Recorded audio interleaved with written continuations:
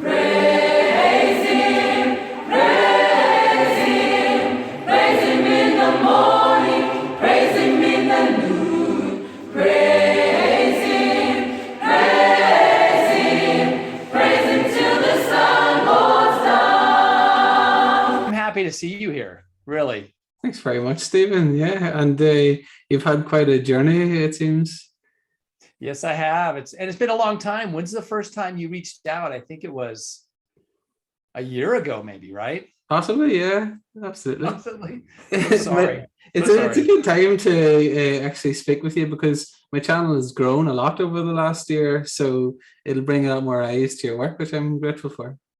I'm grateful for it too. Good work. Good work. And I enjoyed your conversations with Matt Fraud and everything too.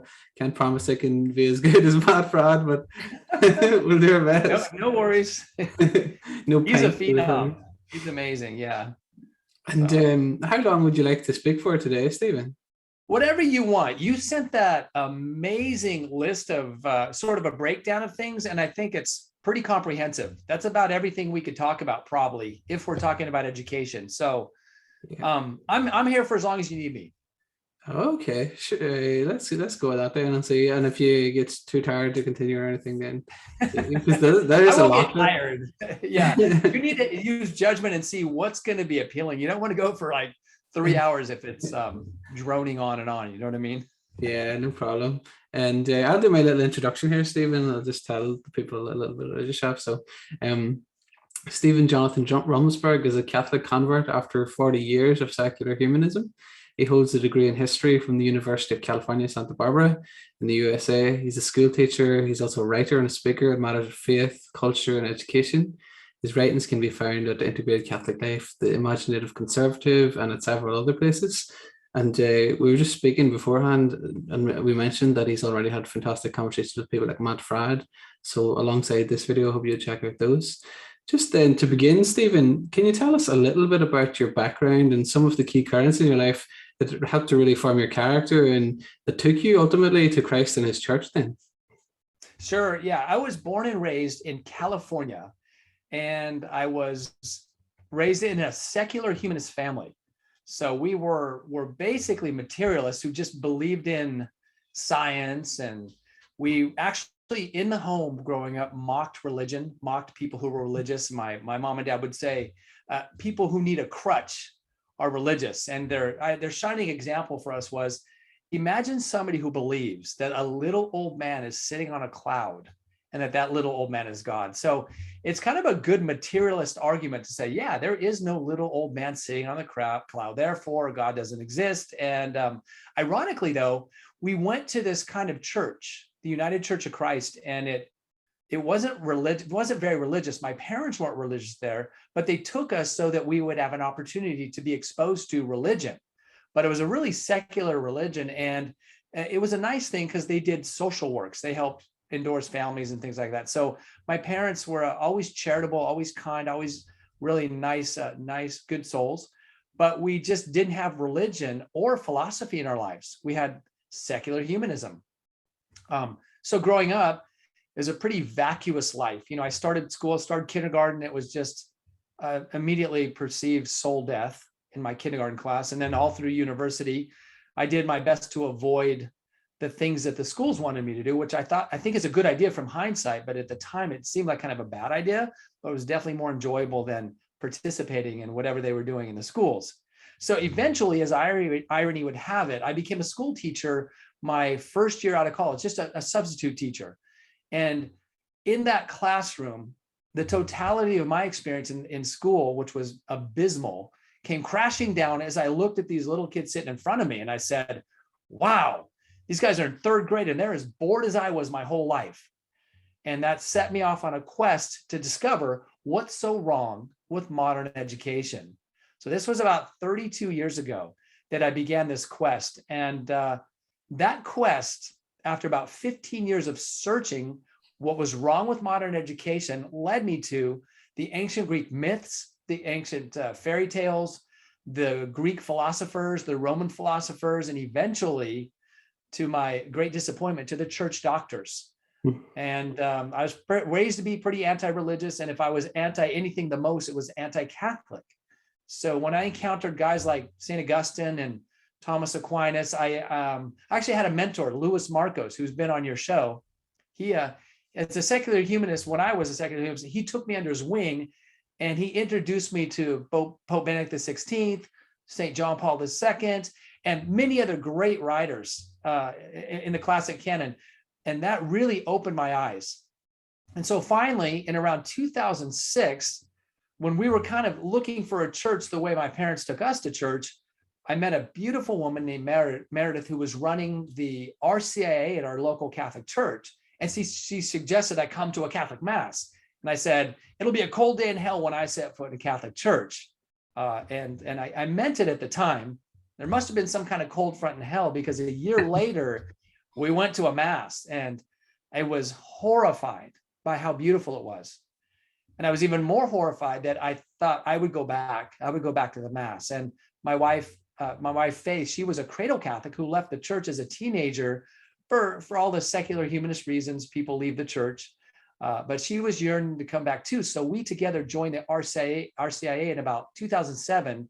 And in 2008, she came back to the church and I came into the church in May 25th, 2008. So it was such a glorious homecoming and such a long story that I shouldn't drag it out too long, but it's such a glory to be in Holy Mother Church. Amen. Yeah, thanks for sharing, Stephen. And then I suppose moving on from that, and with what you have told us, considering that, and this kind of discussed towards people like Augustine even, how did you then move, and what sort of prompted your interest in matters of theology specifically, for example, and then classical education in contrast to that kind of modern model of education that you just mentioned, and I suppose some of those central concerns that we see in your work? Yeah, that's a huge question. So my own formation was so vacuous and so materialistic, and I wasn't even a good materialist. So I was a terrible student according to the modern school, which is fine. But what really captivated me was the life of the mind. When I discovered what the word philosophy means, I was just dumbfounded. I was in my late 20s, and this idea of loving wisdom and not knowing what love is and not knowing what wisdom is, like most people today, it makes it sort of a vacuous word. And it's been so abused. Right now we say things like, what's your philosophy on football? What's your philosophy of Frisbee throwing? And that's just an abusive speech. So when I discovered what philosophy, the word itself, meant, and the fact that truth can actually be known and discovered by the human intellect, and even what the human intellect was, there was this huge process of dominoes falling, where I went from materialistic, rationalizing skepticism, solipsism, self-reference, to saying, wow, there's an objective truth. I'm not conformed to it, and I want to be. So I began to study philosophy, and I started with Plato. And that was a really wonderful place to start. I had a little seventh grader who's my godson now, Anthony Martinez. He was in seventh grade, and I was hired to be a Spanish tutor, and I was going to teach him Spanish. And we didn't do any Spanish because he taught me about the allegory of the cave, and I'd never heard of it before. So this little seventh grader teaches me about the allegory, and we spent all our time together talking about philosophy. And so it was a total ripoff for the family that hired me, but really wonderful to get me started in philosophy. So thank you, Anthony, my godson, and his dad, Fidel, is one of my best friends ever. But that's how I got into philosophy. So it was through the life of the mind that I discovered, of course, once you discover objective truth, you can discover the objective good, which leads to all those questions about ethics, practical morality. And those things lead you into understanding the nature, the fullness of the soul, and then the soul's responsibility to the virtues like justice, the social virtue that says, give to the other what is due to them. And if you're going to give to the other what is due to them, you have to know what they are, what they're worth, and eventually discover how you ought to comport yourself such that you're acting with virtue rather than self-interest. So it was an enormous, I literally couldn't write it down because every second of every day mattered, but the scales fall from your eyes, you participate in God through the life of the mind, and then eventually theology becomes the next thing you have to confront after you take up the life of the mind. unless the order is reversed by God when he reveals truth to you. And then theology could lead into the life of philosophy. So they're sort of one and the same in reality. So that's how I came to theology. Thank you, Stephen. And I know that story is almost the direct opposite of what's happening for many people as they talk about this in America in particular. They seem to talk about this kind of notion of deconstructing. Really seems like they want to embrace many of the kind of secularist shibboleths, but then sort of pretend that it's some sort of a drama that they're the main character of. That's what it seems to me. I could be wrong, but I find that interesting. Whereas you're being used by God for these wonderful purposes. It's such a refreshing twist on that conversion story or deconversion story. So I know, well, God can do whatever he wishes. He can bring people in that way. But I know in many cases, if we're fortunate, he will use some institutions that are run by wonderful Christians. So that's part of what I want to talk about for those people who maybe aren't brought up with those gifts, that they can come to Christ, to come to the church and preserve the institutions so that they can access the truth as it's been preserved through the generations. So I want to talk about education a bit more, if we may, and yes. more of your correspondence with people like Matt Frada we spoke about. And I'd like to really speak about the way you indict modern education, because in part because of its ground in naturalism that you mentioned, and I wonder what you'd like to assert then for an authentic classical Christian education that's supernatural in its orientation, but it's qualitatively different as well as quantitatively. I'd love to ask a little bit about that, and can you tell us what that really means, I suppose, in theory and in practice? Yes, that was a 3-hour question. That's the rest of our time together, right? We should take that one by one. And one thing you made me think of, and let me go back to the beginning. It's very true that it's rare that people come to God through the life of the mind. One of the reasons I just suspect this is that people with really high IQs that are highly educated have a much more difficult time getting to God through the life of the mind than somebody like me who was just utterly devoid of an academic or intellectual life. I think it was much easier for God to work with me through the life of the mind. And I think I'm the poster child for God using his weakest. If you look at my past record, it's sad, but in high school, I graduated second from the bottom of my class and barely, because my GPA was a 1.9 and you were supposed to have a 2.0. And something similar happened to me in college where I had to be there a couple extra quarters to bring my GPA up to a 2.0 to graduate. I just wasn't a student at all, which I think to me was an advantage when God said, okay, I could work with this guy, because high intelligence sometimes makes it really difficult for people to get out of self-reference and to say there is a truth outside of myself that I want to discover. Instead, we're convinced we should invent our own truths or invent our own reality. And I think that's a really big problem today. And one of the foundational problems, even in education and especially in academia. I don't know how many professors you've talked to, but it's a terrifying thing to talk to too many professors about the life of the mind. Mm-hmm.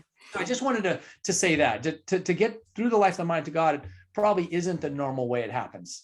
So very, very true. Now, beyond that, we should go through each one of those things you mentioned point by point. As I said earlier, when I first started teaching, I knew education was a mess because it was just horrendous for me throughout my academic career. But then watching these kids, I coined a term my first year teaching. I looked at these beautiful children, and they were in what I would call an educational coma. I mean, comatose is a great word to describe how you see children in third grade and beyond usually. Sometimes it's even before that. But ask parents these days, they'll say, by third grade, my kid was so burnt out with school. And we ought to ask, well, why was that? You know, they're not just bored, they're literally burnt out, because the modern school is what I call anti-human. It's inhumane because the kinds of activities they do in the school aren't suited for human education. And that's a huge indictment. So we might want to ask, well, what does that mean? Is that your question? Yes, that's right. What does that mean? It means because of, well, you have to go back to the beginning. You have to go back to the Garden of Eden where you say we're fallen human beings because of the disobedience of our first parents. And that fall has three dramatic artifacts, three really important things to consider. First of all, the intellect is darkened, as St. Paul says. Second of all, the will to do good is weakened. And third of all, our appetites are disordered.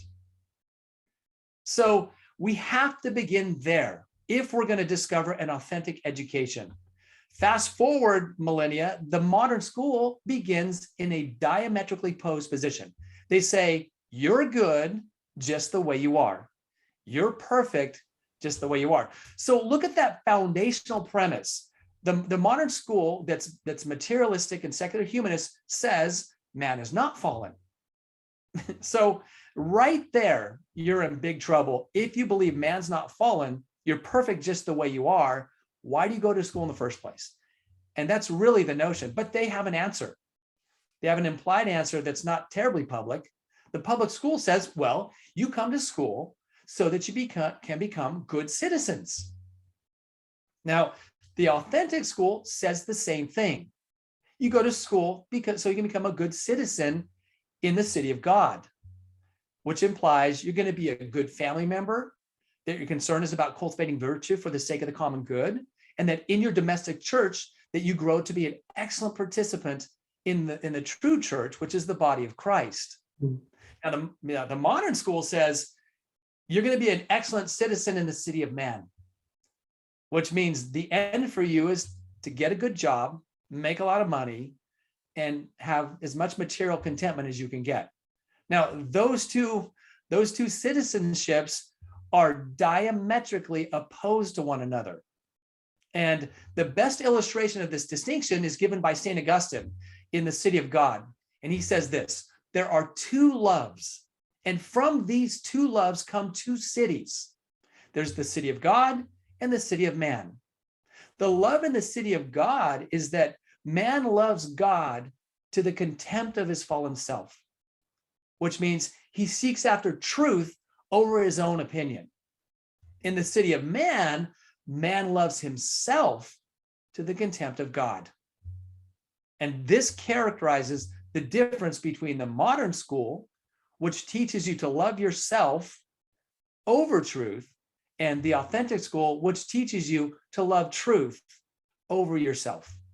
I think too, Stephen, unfortunately, alongside the points that you make there, which I think are true and excellent, it gets even worse, I think, in the sense that I spoke with Catherine Burble's thing about this a little bit, and the modern school taking its cue from people like Jean-Jacques Rousseau and their notion, in line with what you're saying about man is born free but everywhere in chains. So it's not only that they're intrinsically good, but it's also that the institutions and the structures out there are also evil and must be overturned. So things like you mentioned, like the family and things like that, are seen under the expressive individualist philosophy as problematic and something to be overthrown. And we see this, I think, even in modern secularist kind of schools, this contempt for authority. I've taught in secular schools myself, and you can see a real difference in the practical implications of these contrasting philosophies or even theologies, I would argue in some cases. And I don't know if you want to speak to that, or yes. Also is important because in line with your work, there's two, I suppose if someone misread what you're saying, they may think that there's the religious in one corner, this kind of secularist myth of a privatized religion, and then you have the public. Whereas what you're showing, I think that an authentic education frames our science or art, nature, and things like that, so that it's all the city of God. It's not a privatized little construct of secularism. Would you like to speak to maybe some of those points? Yeah, that's a lot of points. And I do want to speak to them all because they're so important to understand, because you really do have this. So in the authentic religion, we have sciences. In the modern, you also have sciences. But here's how it works. It's true that theology is the womb of the authentic education, because you ask the question, how are we here? Why are we here? What are we? How do we get here? And one answer is, well, the creator made us, made the universe. And theology and knowing God would be a way to transcend to the deepest levels of the human experience to know what reality is. And so we have the science of theology that's the womb. We've discovered human intellection, which is philosophy, which is the handmaid of philosophy, of theology. And then we have the liberal arts and the material sciences, which serve philosophy, which serves theology. And this is the scheme of the authentic education, which is religious. Now go to the modern secular school, which claims it's not religious. That's just simply not true. It's because we don't know what religion means. But they have the sciences too, except they take the material sciences, the material world, and they make that the womb. They have intellection, which goes from being reduced from philosophy to rationalization. And it does support the materialism. And then you have personal religion at the center, which is your own private beliefs and subjectivism. So they both have the same model. It's just the exact inverted order. It's stunning. And it is religious. There's no doubt about that. A secular humanist will fervently cling to their ideology, usually more fervently than a Christian will cling to God. It's just the way it is. So, but you're absolutely right. The secular humanist will take their method of reductionism and material reductionism and claim that the authentic education is some such structure, but it's not. The difference here is that in the authentic education, we discover the truth. In the modern secular humanists, they construct while they deconstruct everything else. It's just really interesting. So the two cities really can't even communicate. They really can't even communicate because they use the same words that mean very, very different things. So that's nearly impossible. But you brought up Jean-Jacques Rousseau, which is an excellent place to find one of the deep roots of modern errors in education. The idea that the noble savage, that institutions and cities ruin man, and the best that man can be is to be left alone in nature, to become his own. And that's the exact rejection of the fall that I was talking about. That's the root of that. But if you go before that a few centuries, you discover a guy named Roscelin who instituted a sort of a major nominalism, where man came to think at the end of the scholastic period that although we can think categories, know things in our minds, we can only name them, and we can't really know if what is in our mind corresponds to reality. This was the ground floor to Jean-Jacques Rousseau to disconnect from so many other principles of truth. And then John Dewey, a century or so later, you can look at him and see, I see John Dewey as the clearinghouse for all modern errors concerning education, where he instituted kind of a pure materialism as an experimental psychologist and really instituted the pathway to become animal behaviorism in the modern school. And for Dewey, the end of the school was social concerns and using schools to solve social problems. That's not the end of the authentic school. So there's a long line of historical and philosophical problems that led up to the modern school. And it starts in the garden, goes through nominalism, up through Rousseau, utilitarianism, all the materialism of the Enlightenment, and up through the modern age of materialism, radical subjectivism, skepticism, and all the other isms that have made this age probably the worst age in history for education. Excellent. Thanks, Stephen. So I want to ask you next, if I may, a little bit about, so you mentioned nominalism there, which unfortunately not too many people know about, but I think it's the most important point. And I remember reading a book years ago, Ideas Have Consequences, where he held that was one of the key things that went wrong with you. And I think on the internet now, some people are starting to refer to this, like Jonathan Pajot, who's built up quite a following. So he and I have conversations quite regularly, thank God. And I think he's most important in battling this kind of nominalism, and the way he describes the symbolic world is helping people come back from secularism to even the church, that was the Orthodox Church, Catholic churches, and so on. So I want to draw that contrast, because he and I have spoken a little bit about, say, figures like St. Maximus the Confessor, and how in the Orthodox tradition you have the logos and the logoi, that you can know God through the creation in these ways, and it's very earthy, and it's a cosmic vision, and I think that's true of the Catholic Church also. And I'd love to speak to that, and maybe how we as Christians contrast in our understanding of the nature of reality with those kind of nominalists and modern secularists, I suppose. Yes, that's a really, really important point. And what happens is nominalism really interferes with what we call the perennial philosophy. Perennial philosophy is grounded in Aristotelian thought. It was advanced in Thomism, and it's really beautiful and important. And what one of the major principles we have in that is an understanding of the four causes when we discuss nature and what a thing is. And you have the material cause, the efficient cause, the formal cause, and the final cause. And if you're not sure what those means, you're not alone. Even modern day philosophers that talk about those four things, if you talk about those in the city of God or city of man, they mean completely different things than they would in the city of God or the city of truth. So material cause has to do with what a thing's made of. That's already an oversimplification. The efficient cause has to do with what made the thing. So for example, if you have a table, the material cause of a wooden table is wood. The efficient cause would be the carpenter who made the table. The formal cause is the essence, nature, or idea of the thing. The Greek word for form is ideos. It's related to idea. So the conception of the table in the mind of the carpenter is a kind of formal cause unrealized for the table. The form itself is its tableness, its essence. And finally, the final cause of anything is its natural purpose, its end, or its telos. So if we understand these four causes as the essential explanatory factors of a thing in nature, which is a good idea, by the way, then we will learn that with nominalism, that to name things, but to not know what they really are, affects two of those causes profoundly. And that's the final cause, the purpose of the thing, and the formal cause, the essence or the nature of what a thing really is. So nominalism is a rejection of formal and final causality. And that is an enormous problem that sets us up to say something like, well, if there is no purpose and there are no forms, that means anything is what I want it to be, and we can't really know what they are. So it's also the ground floor for modern skepticism, which has turned into radical skepticism, which is now hyper-skepticism.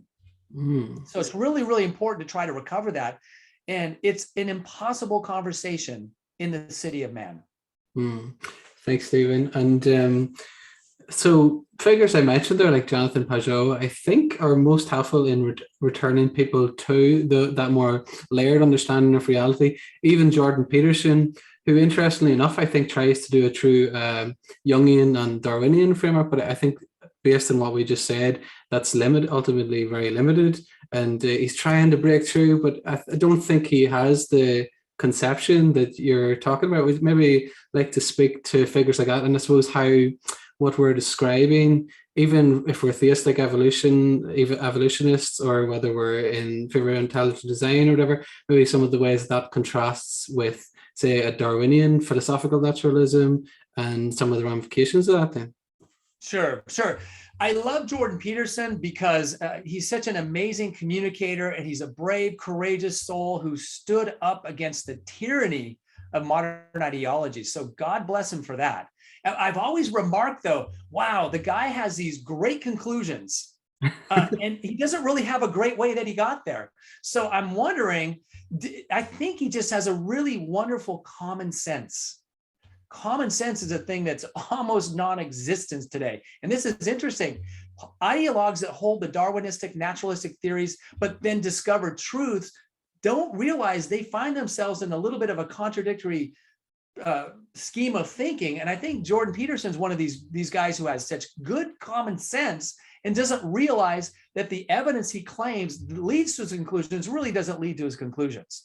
Maybe he's going to join the church and get deeper into philosophy and rectify those mistakes. But I think we have lost final and formal causality, just like we've lost common sense, which in the interior life is a thing like the unitive sense, where we can, by natural intuition, know what things are and discover what they are and know, for example, what's right and wrong.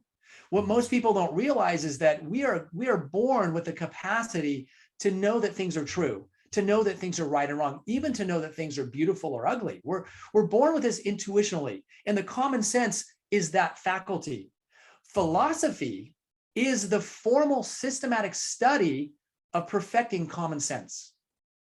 So even the most deformed ideologue has a purchase on reality through the common sense, whether they know it or not. And I think Jordan Peterson's coming along, and he's going to probably end up being in the church and getting everything right. And he's a great evangelizer anyway, because of those common conclusions. I don't know the other guy you mentioned. I've seen him, and I think he's wonderful. He's not a naturalistic Darwinist, is he? No, he's not. No, I didn't think so. Right, but there are many that hold these things and then still have common sense. For example, if you ask somebody, is it right or wrong to murder an innocent person? Even a naturalist will normally say no. And then when you say why, they'll probably say, because I don't want to be murdered. Maybe they won't have the good reasons, but they'll know that it's wrong. Is it right to steal stuff? Outside of California, it's not right to steal stuff. Right? It's just not. And even people in California, a lot of them believe it's still not right to steal stuff. Right? It's not right to take what's not yours. How do we know this? Yeah, I think we're seeing that now as postmodernism started to disintegrate. And I think maybe the models of critical theory came in, and we have this kind of moral absolutism with the woke people now, kind of in line with what you were describing previously about our religious nature, that they crave that kind of moral clarity and even certainty, but the structures wouldn't allow for it. So they're trying to have it both ways. Yes. Yeah. So extreme hypocrisy and double standards with the woke religion. I'll tell you, it's a form of insanity. Being woke, and the critical theories, it's such a mess, and it's so easy to grab a hold of them, because I think they do play on some of those natural intuitions about justice. They'll say something like, this is not right, we need to correct that, and there's grains of truth in that. And that's the difficult thing, is it's hard to separate what's true about the justice in the woke movement and the insanity of these fanatics. It's really incredible. I think too, Augusto Del Noce describes it wonderfully. He shows how within the Marxist kind of structure, the understanding of Judeo-Christian understanding of justice is kind of perverted, and then you become these kind of just avatars for your groups. And if you're belonging to one particular group, they're problematic, because it's based in, I suppose you know better than I would, but this notion of cultural hegemony for people like Gramsci, and if you're white Christian, you're automatically the bad guy according to that structure, and there is no logos, there's no truth that we're in the way that we're describing it, that we can't come and reason together from across differences. We are kind of determined by our group identities, and I think in line with what Jordan Peterson's describing in his critiques of these kind of same people, postmodern neo-Marxists, he likes to phrase it. But I think there is something, even though it's often denied in academia, there is something real there to be fought against, and it is problematic from a Christian perspective. It's problematic from a human perspective. Yeah. If you look at Marx's hegemony, it's the oppressor-oppressed dichotomy that's so entrenched in wokeism today. It's really interesting too, because there's this big pushback on what they're calling critical race theory. And critical race theory probably isn't the correct term for what's going on in the schools, but believe me, Marxist, communist, materialistic, oppressor-oppressed dichotomy is in full force in all the public schools, just about. And I can tell you, in the 90s, when I was in teacher training, which was just abysmal beyond belief, we had a course called multiculturalism. And this is just CRT stuff. And literally they say, our aim in multiculturalism is to show that all cultures are equally valid, equally valuable, and that we need to destroy white hegemony. Mm-hmm. That's almost a quote. We need to destroy white hegemony. So out of the Marxist oppressor-oppressed dichotomy in the structuralism that is attendant to it, we get identity politics. And identity politics is one of these woke issues that is extremely double standard. For an example, with the BLM movement, they insist on collective guilt for all white people. But it's a double standard. There's no collective guilt for any other group. Mm-hmm. In fact, the supposition is that all other groups are innocent white people are guilty. And it's that stark. And this is being taught in the public schools since I started teaching in the 90s.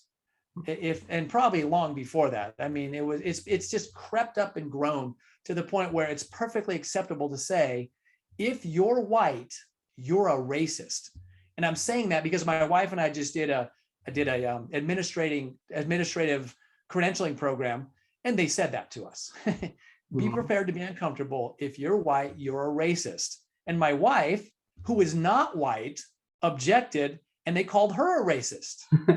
And the reason she's a racist is because she aligns with the oppressor, according to these people. And I'm quoting from the educational leadership training programs in the United States of America.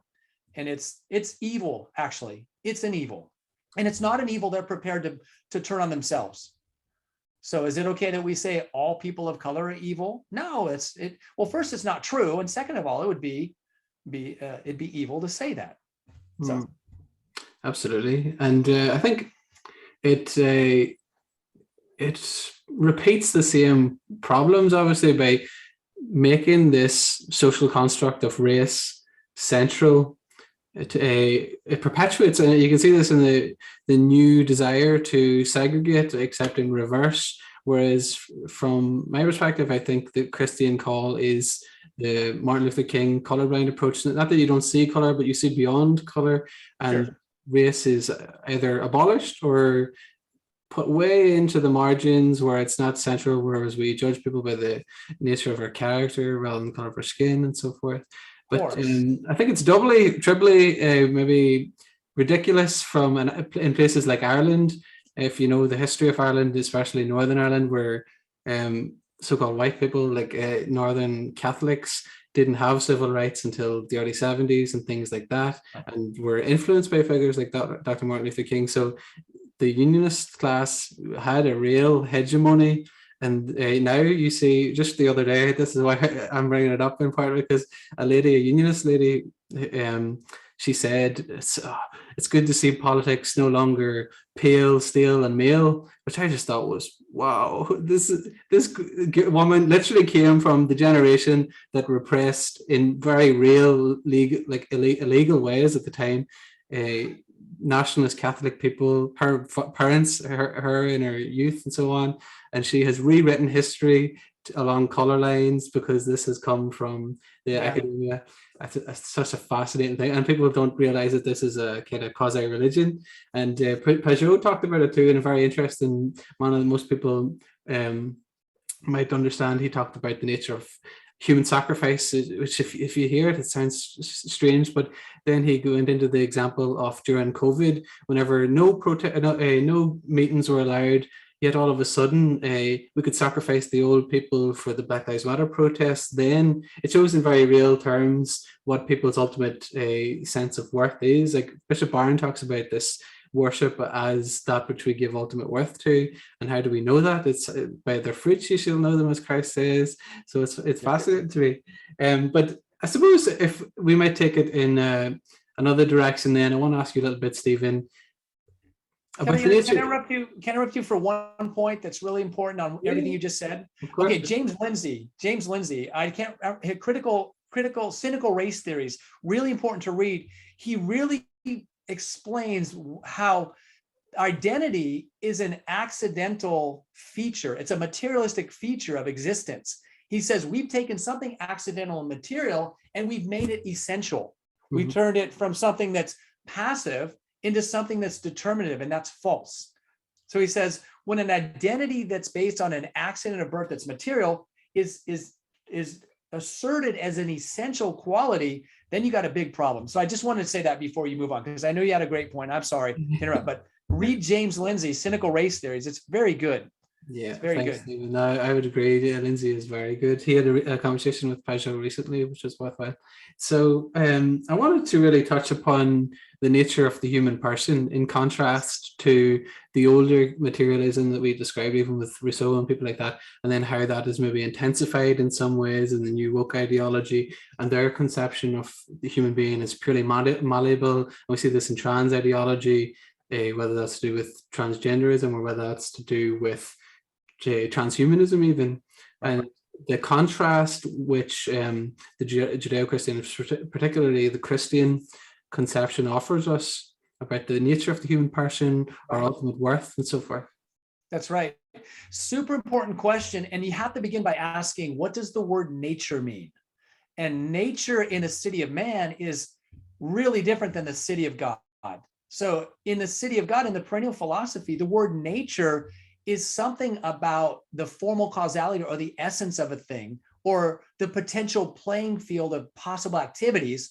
Or a better way to put it that probably is unheard of in this age is nature is a principle of motion and rest, which is the same to say is that playing field of possible activities for a certain kind of being.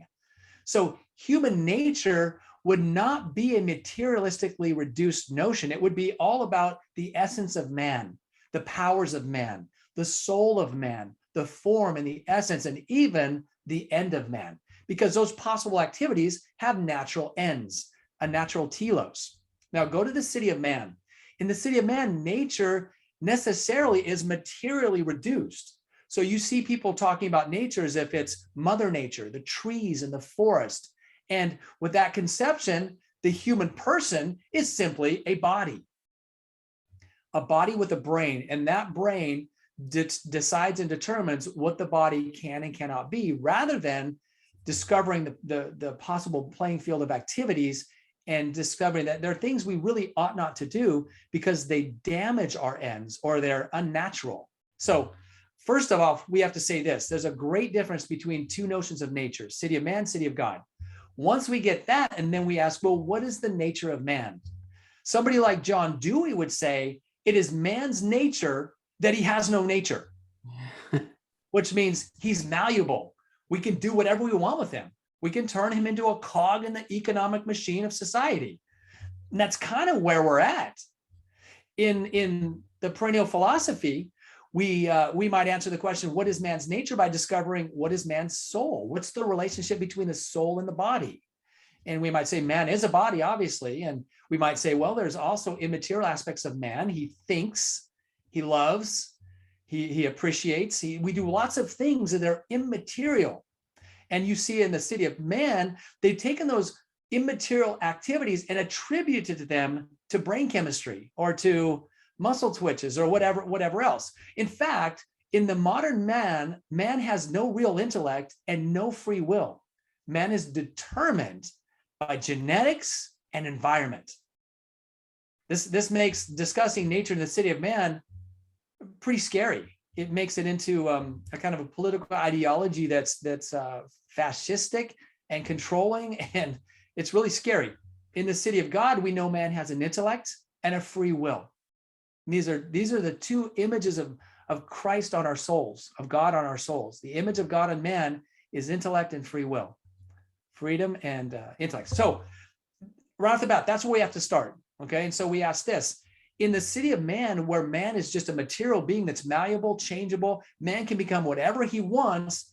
This is the ground floor for transhumanism and transgender and even LGBTQ and even identity politics. Man has no essence here. Therefore, your sexual attractions, your interior desires, your skin color, your ethnicity, your race, wherever you're born, these things become your identity, your essence. So it's a really terrible bait and switch. It's abusive of speech. It's abusive of humans. It's dehumanizing. It's actually an evil to reduce somebody to their identity, no matter what that is. Unless you're saying your identity is that you're made in the image and likeness of God, and therefore you have an intrinsic value that's incalculable. That's actually fair. That's actually moral. That's good. So there's the difference right there with nature. And so I don't know, I don't even know how to explain, if you have the city of man, how is it that you formulate an educational program if man is a machine, or man is just a material body to be used for the ends of the state? That's exactly what's happened. And that's why it's so ugly.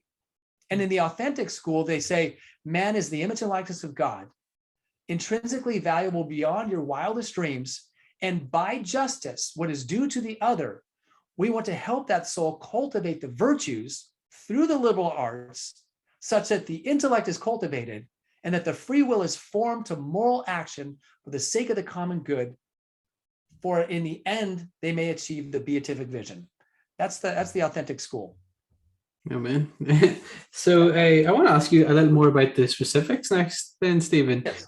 So I'm wondering how and why does a proper Christian integrated holistic humanistic education require a grounding in some of the things we mentioned in our email? So number one, if we might look at Aristotelian physics, as you mentioned, and metaphysics, in contrast to that philosophical naturalism that we're critiquing, preceded in particular by things like the organon. Can you tell us a little bit about that and why that is so vital? Yeah, well, this is where you see your major difference. Aristotle's a great ground floor to say, when you have Aristotelian physics and metaphysics that's fulfilled in Thomist physics and metaphysics, and then you compare that to the physics and metaphysics of the modern school, that's really worth examining. Modern Thomistic physics and metaphysics is grounded in the understanding that it begins with prime matter, pure potential, upon which determinate form is imposed, and that all beings are composite form and essence, form and matter. So in the material world, in the city of man, it's all just material. There is no form, it's just matter. And that distinction alone changes everything. And that's the ground floor. When it gets into metaphysics, you can have a materially reduced metaphysics that says anything beyond is still materialistically determined. Like you say, your genetics made you do the things you do. That's a point about modern materialist metaphysics, where we would say the human soul with free will decided what to do. That's a metaphysical question. And we ask, why did you do that? Right? What is it about your character that caused you to think that you should aim for that type of activity? So the metaphysics is another departure. And another thing is first principles. Aristotle says the first principle of all reality is the principle of non-contradiction.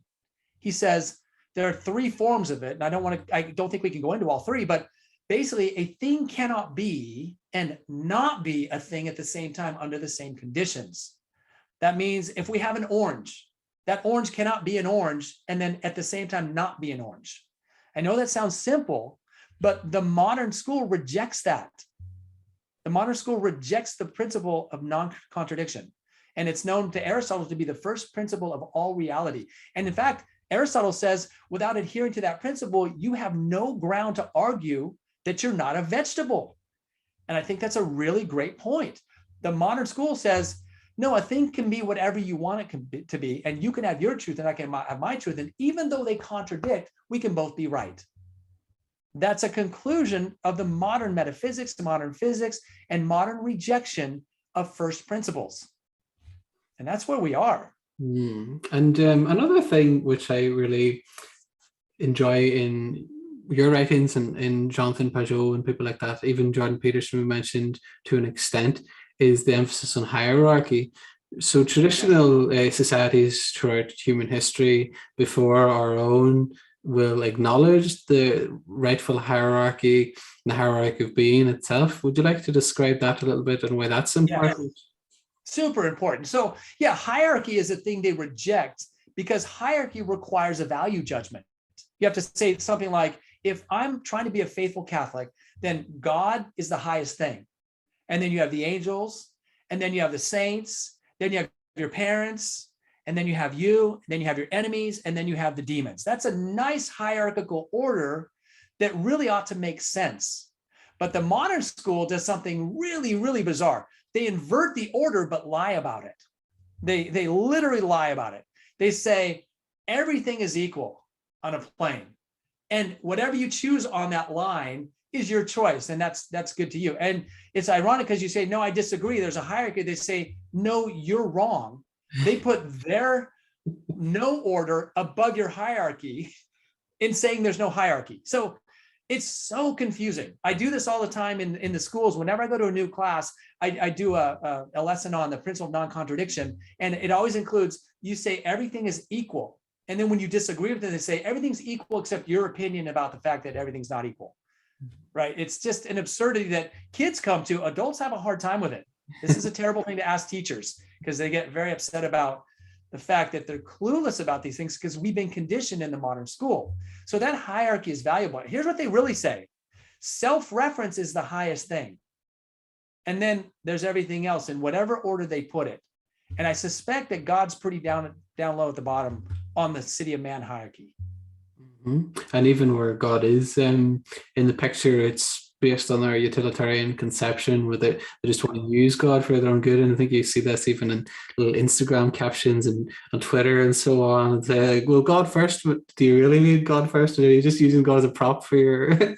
Right. And it depends. And that makes me think of what you said earlier, is that we talk about an authentic Christian education compared to a secular education. The bad news for us is that we've been conditioned in this for so long that most Christian schools, most Catholic schools are operating exactly like the modern city of man school. And we don't know it because we use things like the Mass and we use things like God. We say things and we may not even know what we're saying, but these schools are not generally authentically faithful and good. They're just about as bad as the public secular schools. So I wanted to bring that point up. And the other thing you brought up was authority. The authority, I love Peter Crave says, author's rights. The one who makes the thing has the right over defining what it is, right? An author of the book has rights over what the book intends to say. And they have a huge problem with authority, where when they're at the top, they're the authority to judge everything. And one of their big judgments is they say, you can't judge. And then they judge all the great authors. I had an administrator say to me, why are you reading Homer's Odyssey to your kids? Why are you imposing that garbage on them? And I said, wow, okay. There's nothing to say to somebody who's that corrupted, right? Mm-hmm. Why would you read the Odyssey with a group of kids? It's like, because it's one of the greatest works in the history of humankind, and it's amazing, and it's just revealing. So. I was thinking about this a little bit recently then, Stephen. So even those, in line with what you're saying, even those who are well-intentioned may say that we should keep the great books for utilitarian purposes. So, well, they've been around for such a long time. Take this kind of quasi-Darwinian argument. Well, they've been around for such a long time because they have proved that they're adaptive, and we should keep them, and they'll help us to maybe flourish. But would you like to speak about why that is maybe insufficient and not enough? Yes. It's so loaded. So there are a lot of secular modern public schools that say, hey, we read the classics. And it's true, they read the classics, but not really. The wonderful thing is, I think of Screwtape Letters. When the demon Screwtape says to Wormwood, he says, we have so dealt with, okay, no one reads the old books anymore except for the learned. And we've so dealt with the learned that they, of all people, can get nothing from them. So what's happened is that modern secular humanistic education has made nearly everybody illiterate. So it doesn't matter if you read the classics or not. You're not going to get from the classics what they were intended to deliver. Our patrimony to the classics is completely cut off by our deformation we all suffered in the public schools. So most school teachers are formally illiterate, and it doesn't matter what they read. How's that? Stephen, I want to ask you next, if I may. So there's a kind of myth about many classical schools that they are only about the humanities, as it were, but not really about STEM. And I don't know, maybe that is the case, unfortunately, in some places, but ultimately the vision is integrated, should include the best of what we call modern science in line with the great tradition. And I want to ask you a little bit about that and why it's important that we focus on all of those subjects and not just the humanities as they're kind of bracketed in that way. Right. No, I think it's just an attack on classical education, but there's a real problem with STEM. There's a lot in modern science that's important, but most of STEM is ideological material scientism. And there's a reason we ought to reject pretty much the entire STEM program. It's like I said, if it is material scientism, we should reject it because that's just ideological. It's ideological. It's its own thing. But the authentic school is not just the humanities, it's the 7 liberal arts. right? And the natural sciences. So the 7 liberal arts are the trivium, which is grammar, logic, and rhetoric. And these are the humane letters and the arts concerning language. And then there's the quadrivium, which are the quantifiable arts, which is arithmetic, geometry, music, and astronomy. And from those, we branch out into the natural sciences, which includes natural physics. It includes the work from Kepler, Galileo, all the great scientists in the history of the Western tradition, and even in other traditions. We should definitely embrace the discoveries made throughout the years in the natural sciences. But I don't think we should promote anything like STEM in an authentic classical school. So I think it's really important not to do that. But you're right. Many people get a bad rap and being said that they just focus on humanities, which is really a good place to start anyway. Mm-hmm. I would like to exclude modern mathematics from a classical school and say we begin with the Pythagorean divinity of number and roll through Euclidean geometry and discover the principles of mathematics as the deductive arts they were meant to be first, before we barrel into algebra and calculus and the other kinds of maths. I don't know if you know this, but modern math has veered into the woke stratosphere. And here in San Mateo, California, there's a framework that discusses how all modern math is racist and white supremacist. Yeah. One of their reasons is that white people expect right answers from their math. Therefore, it's oppressive and racist. And we stole it from the Babylonians, who are good people of color. So there's no authentic school that can entertain that kind of idiocy, that kind of stupidity. I want to ask you a little bit about what you just, in line with what you just described there. I think a lot of modern secularist schools get away with a lot of what they're offering and enforcing on people, say that with woke kind of re-education camps almost. Yeah. Where they say, well, we're really just offering mathematics and things like that. It's science. These are neutral, but based on what you just said, they're framed in these materialist frames, these ways of understanding the universe itself, the nature of humanity, and so on. I wonder then, in contrast to that, what are some of the better examples that you have seen of integrate, say, even quantum physics and more recent discoveries within a classical Christian context, and particular figures that we might go to and read to get the benefit? Yeah. That's a great point. I haven't seen a lot of that, but I can tell you this. If you look at the curriculum for Thomas Aquinas College, you can look this up online. You will see a beautiful integrated curriculum there. And I do believe they deal with quantum mechanics, quantum physics, and all those important things. And there is a reason to study those things. Following your grounding in the principles of truth and the principles of natural science, absolutely. It's fascinating what we can know with modern technology and modern science, but it's really important, in my mind, to divorce that from the STEM agenda and the materialism, and literally an atheistic agenda that is woven throughout the modern STEM program. So you can look at schools like Wyoming Catholic College, Thomas More. You can look at UD, University of Dallas, Franciscan University of Steubenville, and just a few others. And that's about all I know of where they have programs where they're trying to integrate the authentic natural sciences with advancements in science, as well as being grounded in a humane letters program. And it doesn't get better than that, because education ought to prepare us for the nature of reality, which is qualitative, quantitative, philosophical, theological, and grounded in the natural sciences. So we really need it all to be formed as fully human persons. And there are very few places where they're doing that. But Thomas Aquinas College is one of them. Yeah, excellent. Thanks, Stephen. And I want to ask you a little more about the specifics. So we mentioned previously in our correspondence the importance of things like having a grasp of motion, act, and potency, and some of those specifics versus modern materialist conceptions that we spoke about. Can you tell us a little bit about that and why it's important? Yes, of course. When we talk about motion and rest and act and potency, these are terms that are fully fleshed out in the authentic school.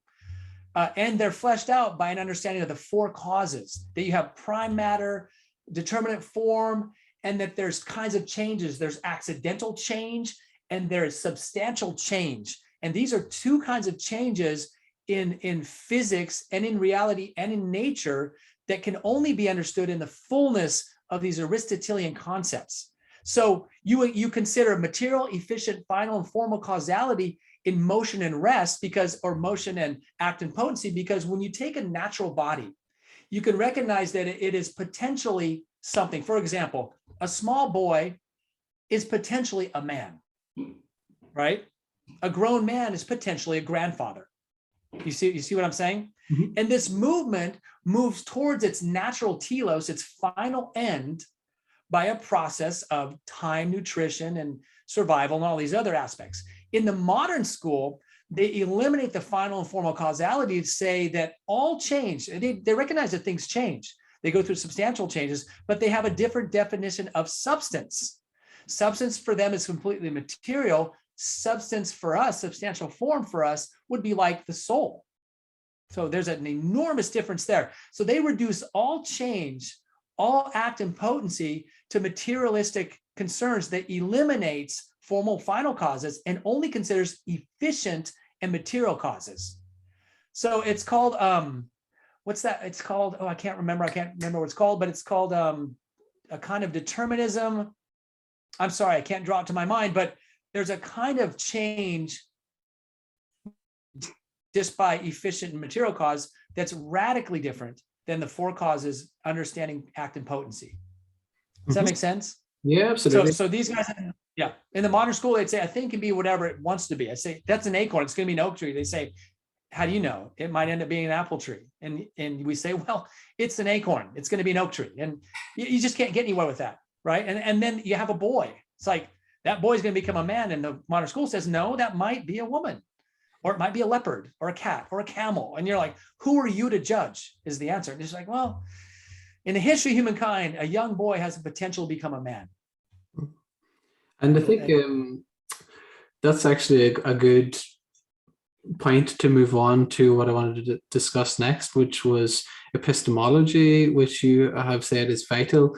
And based on our current secularist metaphysics, we think we can know something by a sheer act of will. I know that I'm a woman really on the inside, and it's up to me. I'm the ultimate arbiter of truth. And the theory of epistemology in those forms is so obviously ridiculous that people can easily critique it, but I think they fail to go behind that to the nominalists that we were talking about previously, people like Jean-Jacques Rousseau, René Descartes even, and the kind of troubled nature of their epistemologies.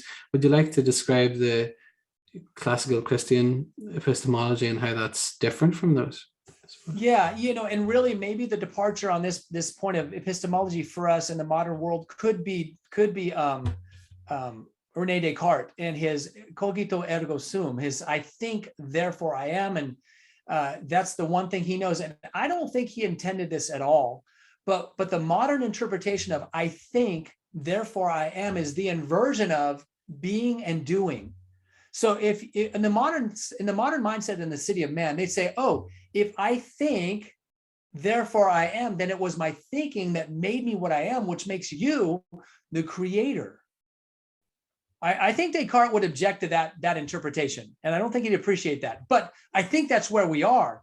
Like you said, first you have to have subjectivism in the city of man, as opposed to recognizing that there's an objective reality and our subjective participation in it. The authentic school isn't objectivist. It's recognizing that objective reality exists and that our subjective experience is a participation in that. Whereas the modern school says it's purely subjective. And I don't even know if there's a world that I'm experiencing. All I know is I'm here and I think, therefore I exist, and I probably made you too.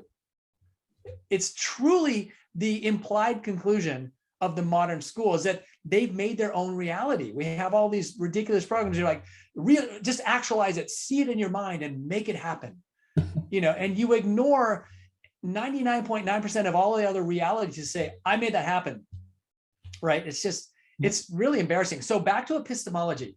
The question in epistemology is, how is it that I know what I know? And in the authentic school, we begin with first principles. We begin with what Augustine said. Augustine says, I believe it in order that I may come to understand. There's this epistemological openness to the nature of reality and the nature of being, and a confidence in our five senses to take in with an infallible capacity, to take in phantasms. Barring defect, we should be able, with our five senses, to perceive reality as it is. And then in doing so, we have this amazing gift of intellection, where we can abstract from material experiences, forms, essences, and ends, and populate the human soul with concepts. So in a real sense, the knower becomes the known in every way except for the material in an authentic epistemology. This is utterly rejected in the modern school that begins with disbelief, not belief. They say, I don't believe it.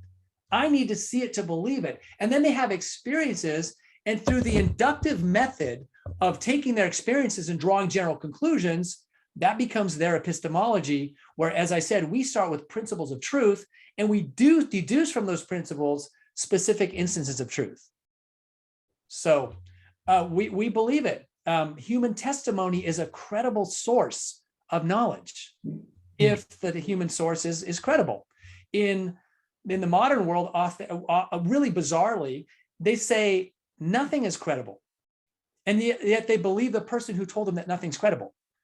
So it's just a hyper kind of skepticism that exists in this modern epistemology. And you can see that if you adhere to subjectivism and radical skepticism, then everything you think becomes the truth for you. And that's perfectly acceptable today. That's why we have such a difficult time even having a conversation about education, is because the vast majority of people in education are those radical skeptics who doubt everything except for their own experience. So experience is elevated to the highest thing. And the authentic school, experience is not the highest thing. Revealed truth is. God reveals the truth. There's principles we can discover. Our experience corroborates the truth. It doesn't institute it. So that's the vast difference between the epistemology of the two camps, more or less. And it needs a lot more than that, maybe hundreds of days of discussion on this. Yeah, so absolutely. That might have been a rude reduction. Sorry.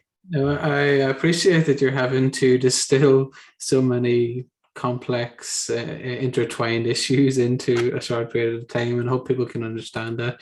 And I know you do have we spoke previously, you hope to release a book at some stage about some of these topics. So I would encourage people to keep an eye out for that whenever it drops.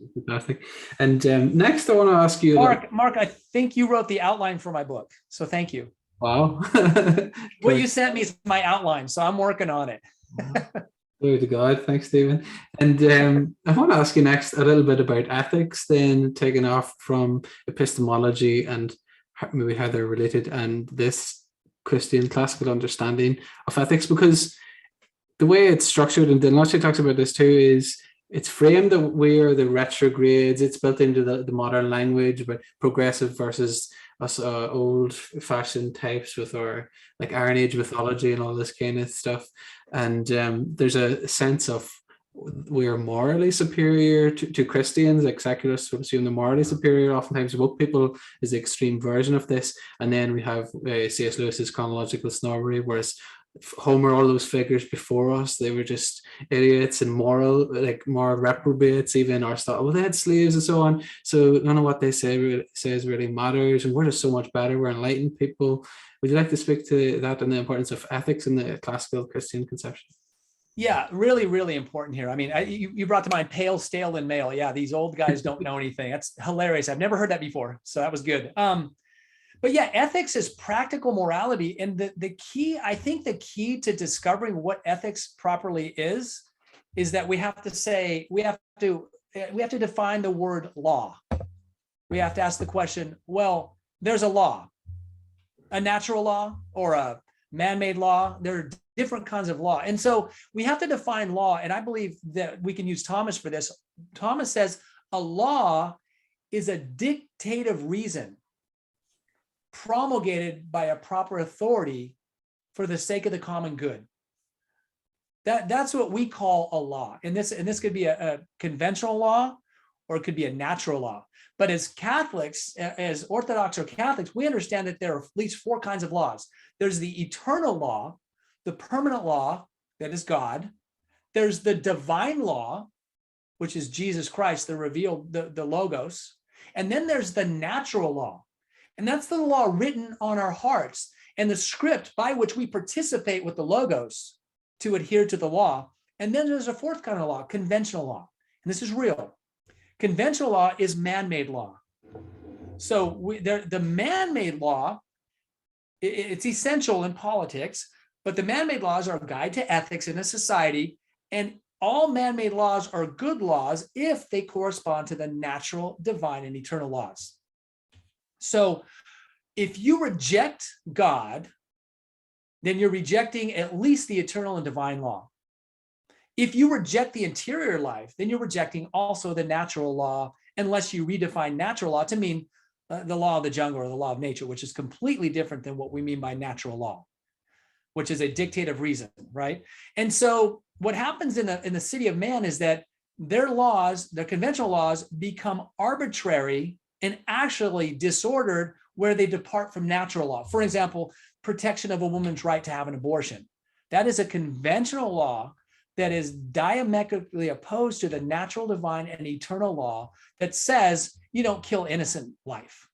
It's impermissible, always and everywhere, to kill an innocent. In fact, it's one of the sins that cries out to heaven for vengeance, spilling the blood of Abel. It's absolutely unconscionable. But you look in the city of man, and they don't just love that law, they will fight for that law to the death. They will kill you for that law. And they'll kill a lot of children, and they'll ruin a lot of lives in the process.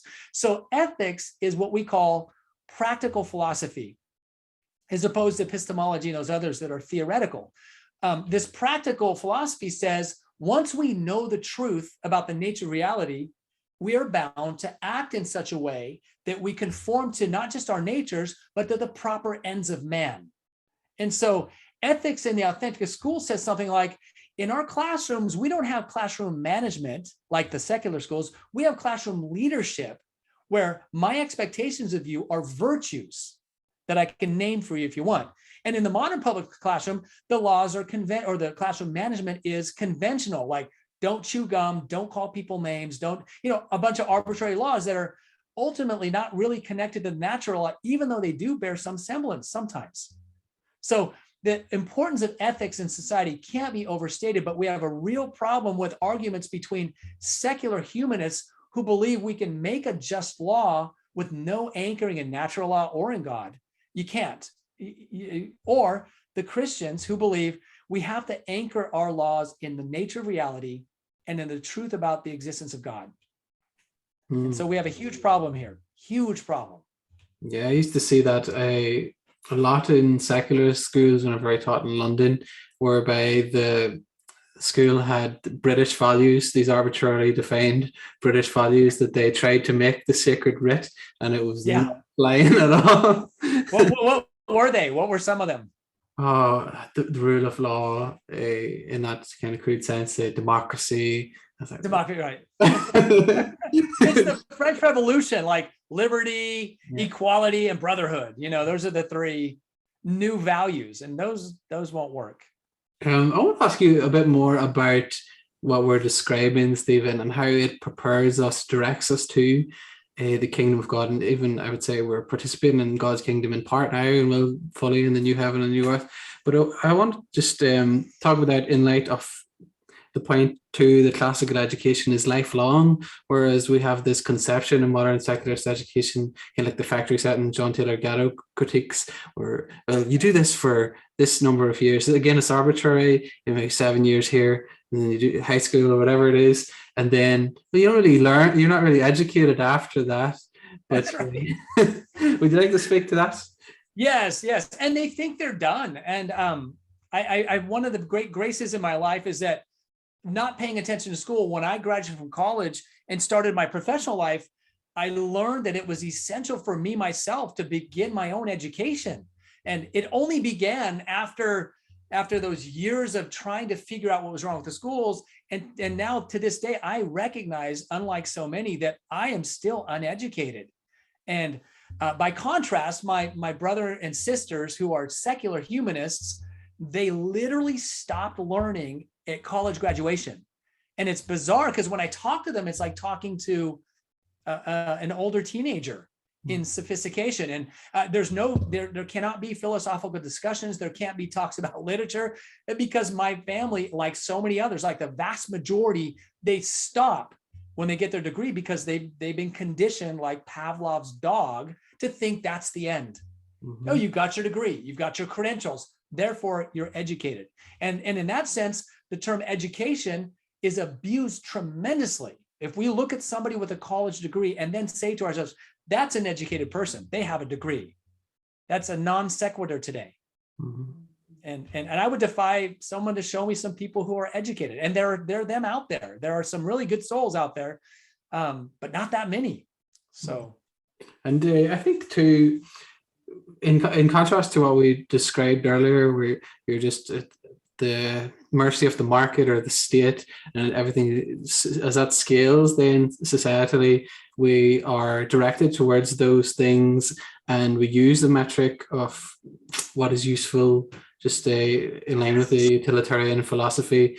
Whereas classical education, I think, has this understanding of leisure, or properly understood. I would wonder if you might describe that in the way that Joseph Pieper and people like that describe leisure, and Mortimer Adler and these wonderful classical educators, and why it's so vital in becoming truly human, and what joys you've experienced yourself in that more leisurely understanding of learning.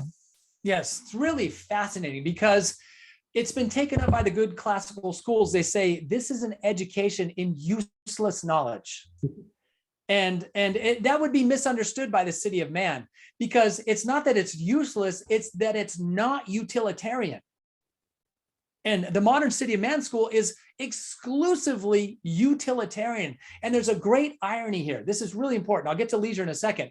But C.S. Lewis has his principle of first and second things. This is so important to get. He says we can understand principles of truth as first things and its effects as second things. And he says, when you put first things first and second things seconds, not only do you get first things, but you get all these second things thrown into boot.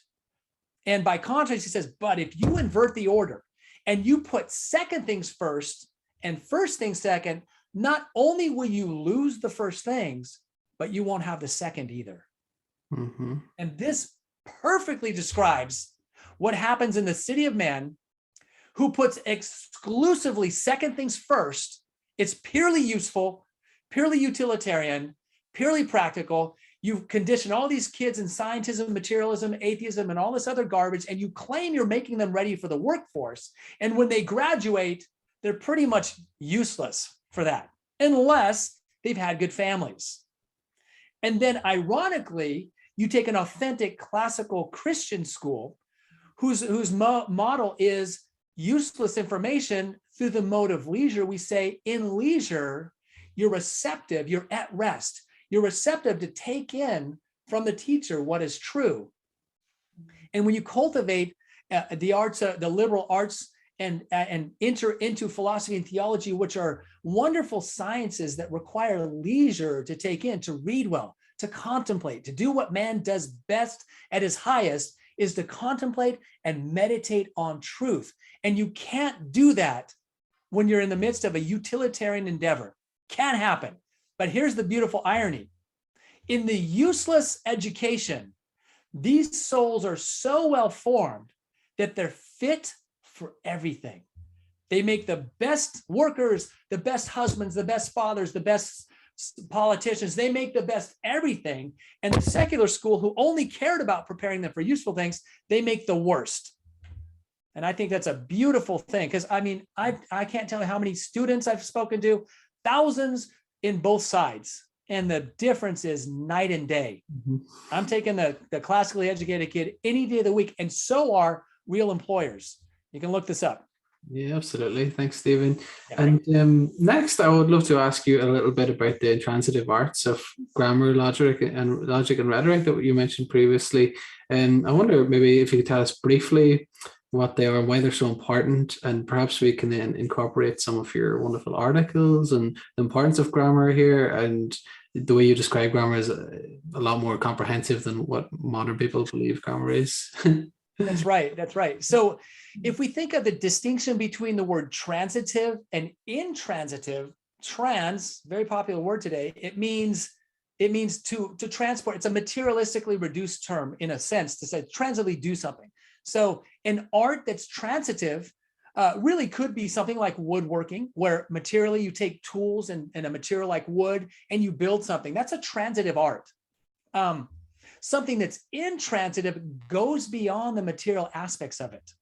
And what most people don't realize today is that grammar and logic and rhetoric are intransitive arts because they go far beyond the material. And the aim, the product of the liberal arts is a product of the mind that is intransitive. The goal is to cultivate an understanding of concepts, and this is a purely intellectual activity that's not understood by those who have reduced grammar, logic, and rhetoric to transitive arts. And I haven't seen a school, and I know they do exist, I haven't seen a school that hasn't reduced grammar to a transitive arts. And here's how you know. When they give you a workbook or a worksheet that has you diagram sentences, which is a good thing to do, by the way, diagram sentence, identify verbs, nouns, adjectives, and just do all your diagrams, and that's where it ends. That's a transitive abuse of the liberal art of grammar. And it's not liberal. It's utilitarian, and it's measurable, and it's quantifiable. But that's not the fullness of grammar. That's a reduction and an abuse of grammar. Same thing happens with logic. Here's your sign. If you take a logic class and they teach you logical fallacies, and that's where they begin, and then they teach you something like informal logic, then that program is run by and invented by people who have taken the intransitive art, liberal art of logic, and reduced it to a transitive art of informational logic. Informal logic, informational. Logic is a formational art to form the intellect to encounter truth. Informational logic is to give kids information that you can measure on some kind of standardized test. It's an extreme abuse of the art. So something people don't know is this. I asked them, what is an art? And everybody thinks they know what an art is until you ask them. And school teachers, I'd be embarrassed to ask school teachers because I don't think they have a clue what an art is. So an art is a fixed and definite procedure established by reason such that human activity reaches its due and proper end. That's a little bit of a mouthful, but it's really worth considering that when we say it's a fixed and definite procedure, you can hear the city of man going, there's 1,000 ways to skin a cat. You don't have to do it this way. You can do whatever you want, whatever you feel like doing. Well, a true art is not like that, because the true art assumes a formal and final cause. It assumes an appropriate end to a human activity that perfects a thing according to its nature. And you can't substitute that definition of art for someone who does finger painting and calls it a Picasso or whatever it is these kids do today, right? It's really incredible. So grammar itself, if I could just give one example, this might help. We say grammar, to understand, okay, grammar, logic, and rhetoric really are a kind of a single field of study having to do with language. Okay, so the primary question is, where does language come from? Is language natural or is it conventional? Is it a gift from God or is it purely man-made? This is a really important question to begin with if you're going to delve into grammar. In the authentic school, we understand that the perfectly spoken word of God that we call the Logos is Jesus Christ, and that every single linguistic articulation is a participation in the Logos, or it's an abuse of speech, which means it's not even communication. So there is the word. In the transcendent reality of things, God speaks the perfectly spoken word about himself, which is the revealed truth, Jesus Christ. And that really is the ground or the end of grammar, the alpha and the omega. So you begin with this idea. Language comes from God. The gift of speech comes from God. And there is a purpose and nature to language, right? And we ask, what's the purpose of language? The nature of language is the logos. The purpose is to convey truth in the service of the other. If you thwart any one of those two aspects of the purpose of language, you're abusing speech. And that's a problem. So grammar is specifically about, grammatikos in Greek means letters. And so you can see how letters combined make the symbol or sign for a word. So we don't want to confuse this here, but the relationship between the written word and the spoken word is vital to get. In the City of Man, they invert the order and say that the written word is more important than the spoken word. And that's not true. The written word is actually a reduction of the spoken word. The spoken word is a reduction of a real thing. The real thing is an indicator pointing to the creator. The primary efficient cause of a thing is God. So grammar goes from the letter to the concept, to the thing, to the creator in its fullest rendition. I hope that makes sense. And we've got to recover that notion of grammar as in that fullness to begin to even articulate that these things are grounded in truth. So if we said the nature is to speak truth in the service of other, that implies that there is a truthful, discoverable order to the nature of reality. And here's where Aristotle comes in. Aristotle has in the Organon the 10 categories.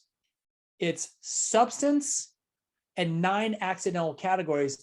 And if you go deep enough into grammar, you will discover that these 10 base categories of the nature of reality are the categories for every single grammar in the universe as we understand them. Substance is nouns.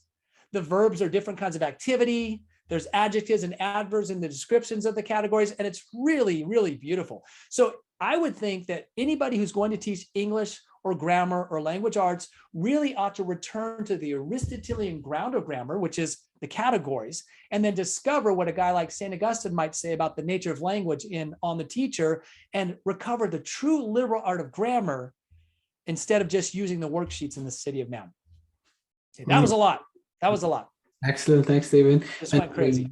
As you were speaking there, I was thinking about Jordan Peterson recently at Franciscan University in Steubenville, actually, where he talked about the Bible and the parts of the Bible.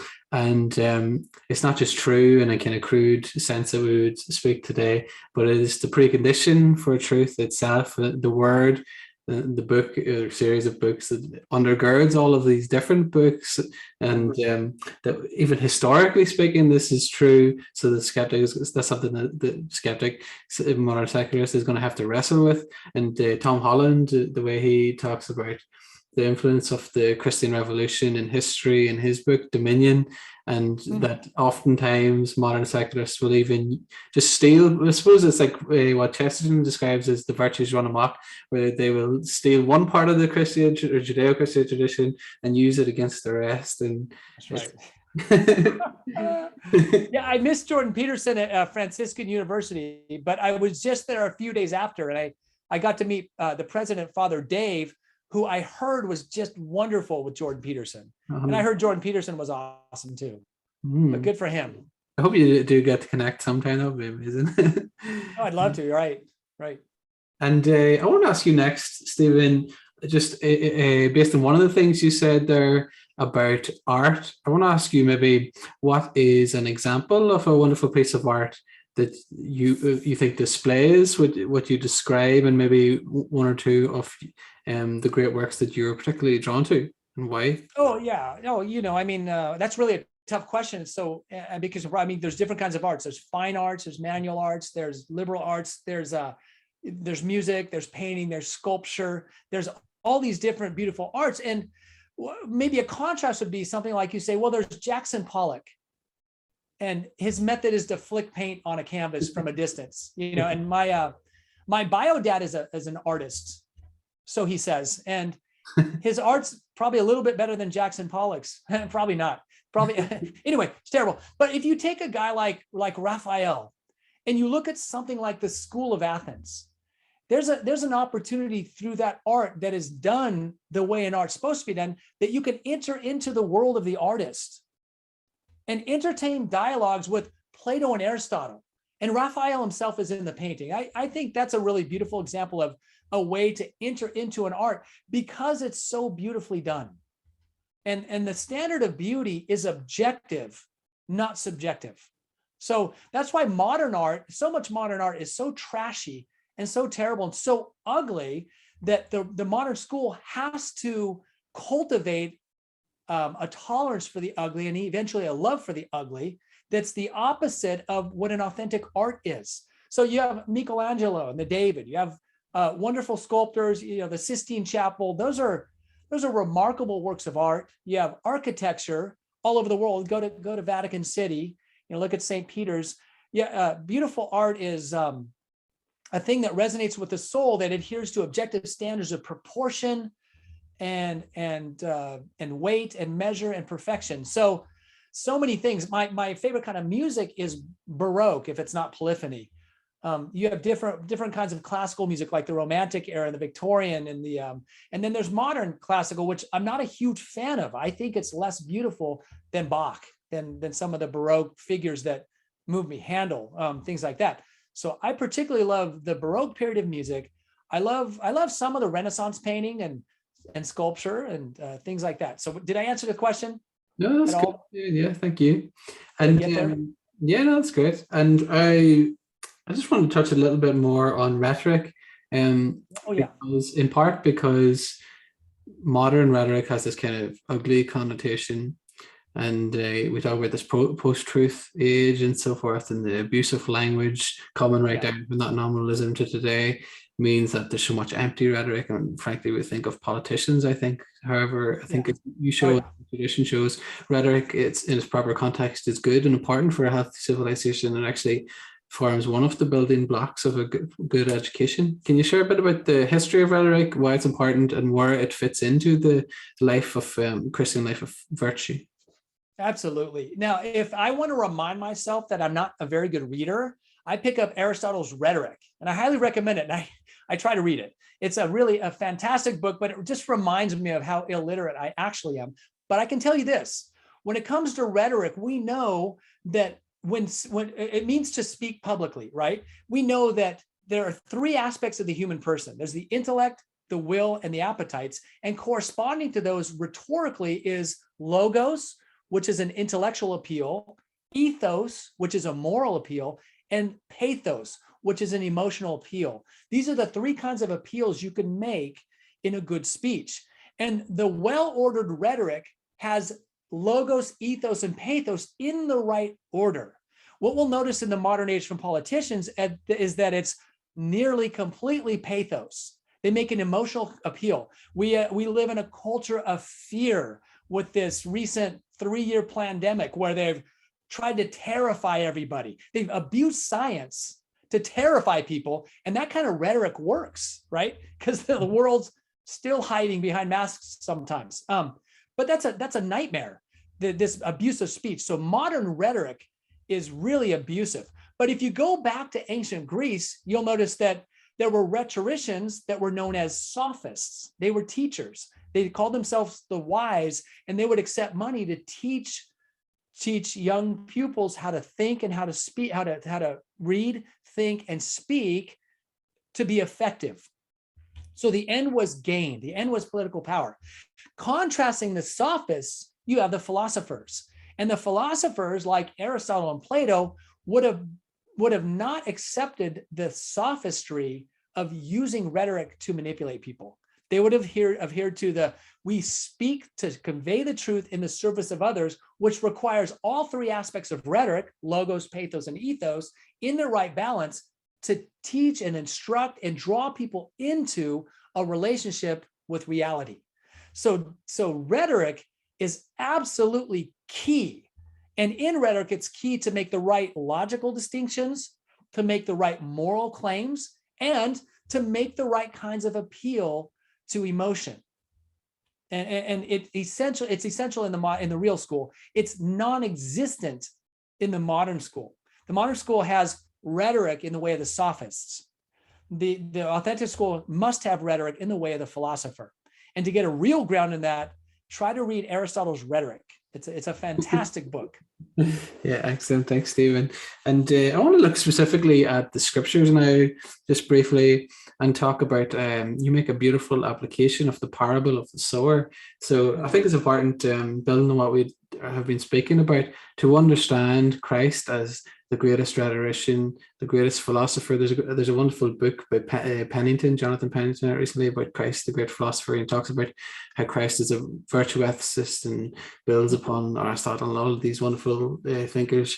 So what then, I suppose, within the Christian context, what does it mean to be a soul farmer and to cultivate the kind of inner landscape such that the sower really sows the seeds of truth, and so there's a potential for an abundant harvest, I suppose? Yes. Oh, I think the parable of the sower for the authentic school is the perfect image to understand the nature of the authentic teacher and student. It requires you first to recover the fact that man has a soul. Man has an interior life, and that interior life exists in the real world. So I like to think of the ground, the existence of all reality, the ground as God. I like to think of the water that's necessary to grow things as the Holy Spirit, and the sun by which we see everything as Christ, the revealer of truth. Now, this is just this is an analogy. I don't think it's biblical or sanctioned or okay, but that's the way I think of it. And then I think of the human soul as its own microcosm, its own world. And in this interior life, we're born fallen. And if you think of the landscape inside the soul, you're going to have rocky terrain. It's going to be full of weeds. It's going to be deformed, which requires us to remove rocks, soften the dirt, make the land ready for the seeds of truth to be sown in the soul. So that parable is wonderful because the sower, who is God, comes along and sows the seeds of truth. And sometimes it falls on rocky ground. And when it falls on the rocks, the seeds can't even germinate. And then sometimes it falls on ground, starts to take root, but it's shallow, so the sun scorches and kills it. Then sometimes it falls on ground where it takes root, but in that ground, there's a bunch of weeds. And the weeds here can be likened to ideological things that we believe, untruths that we believe, falsehoods. These weeds choke out the life of the seeds.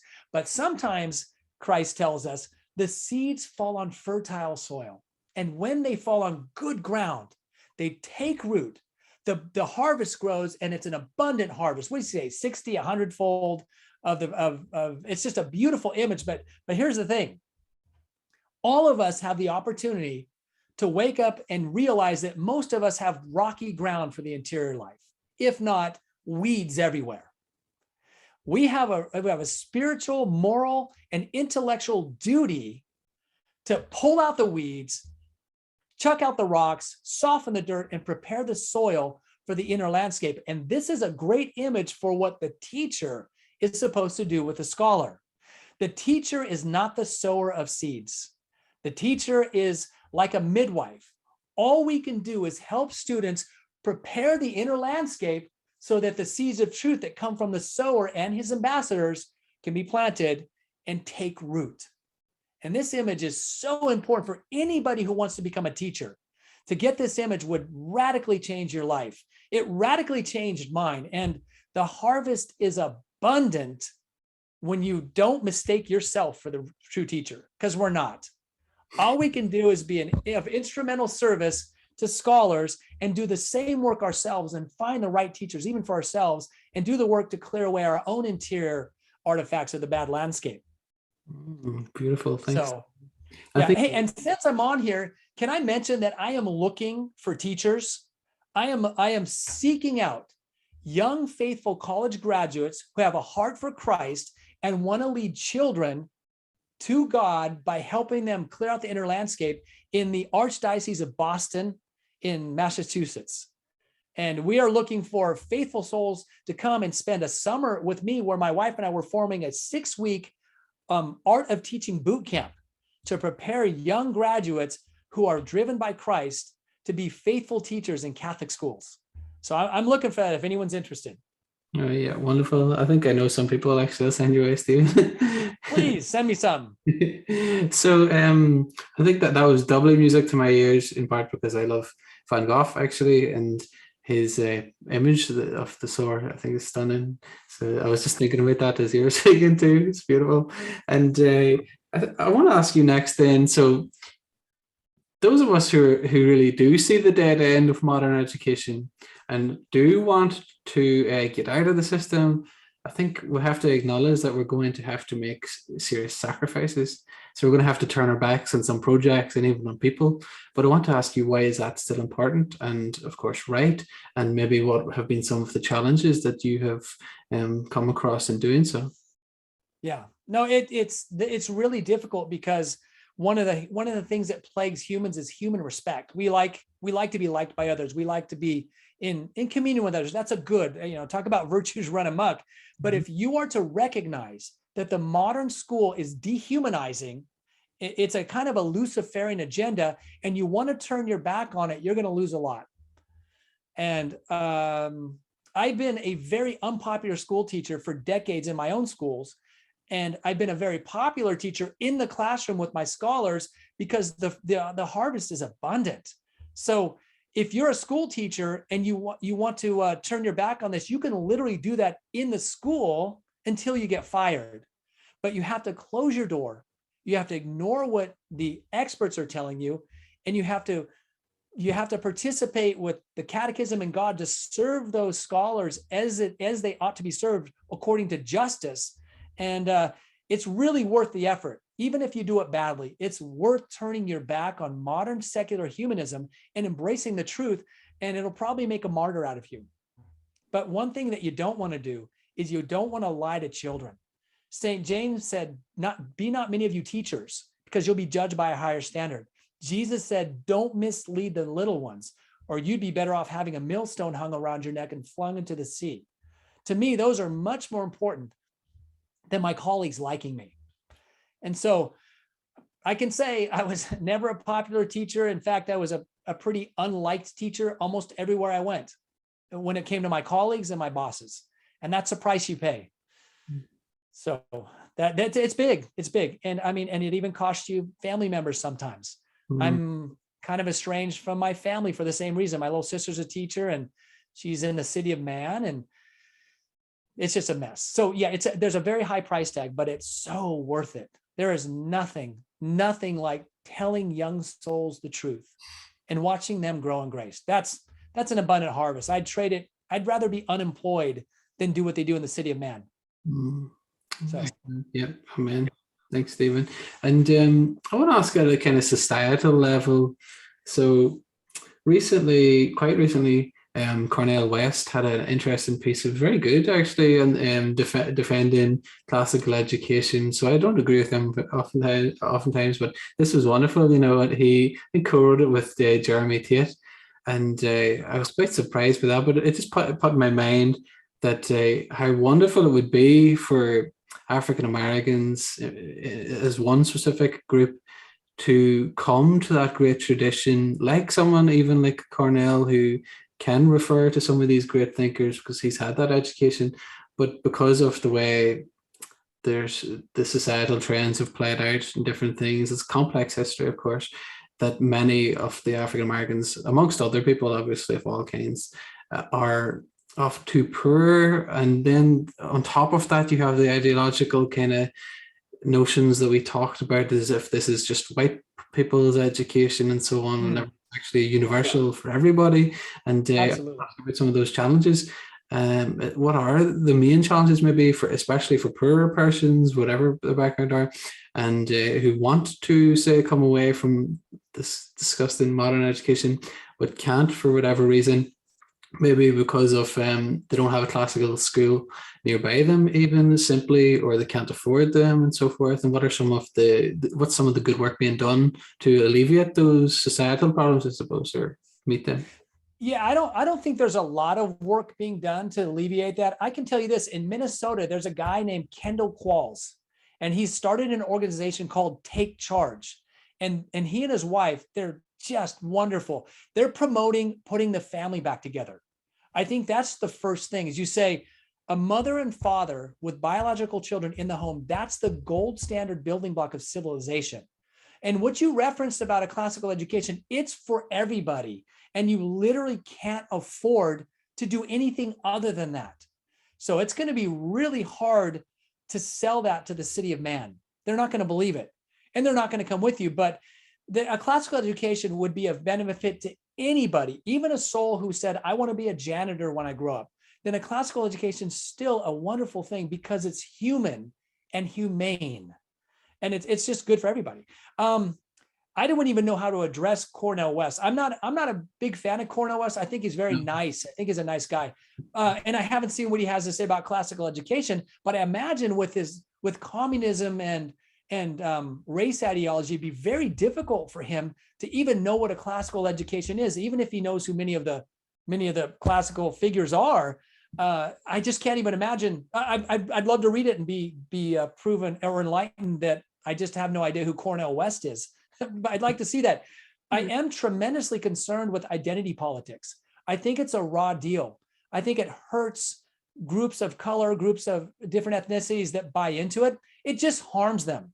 Because the truth is, what we share in common in our humanity is 99% of everything.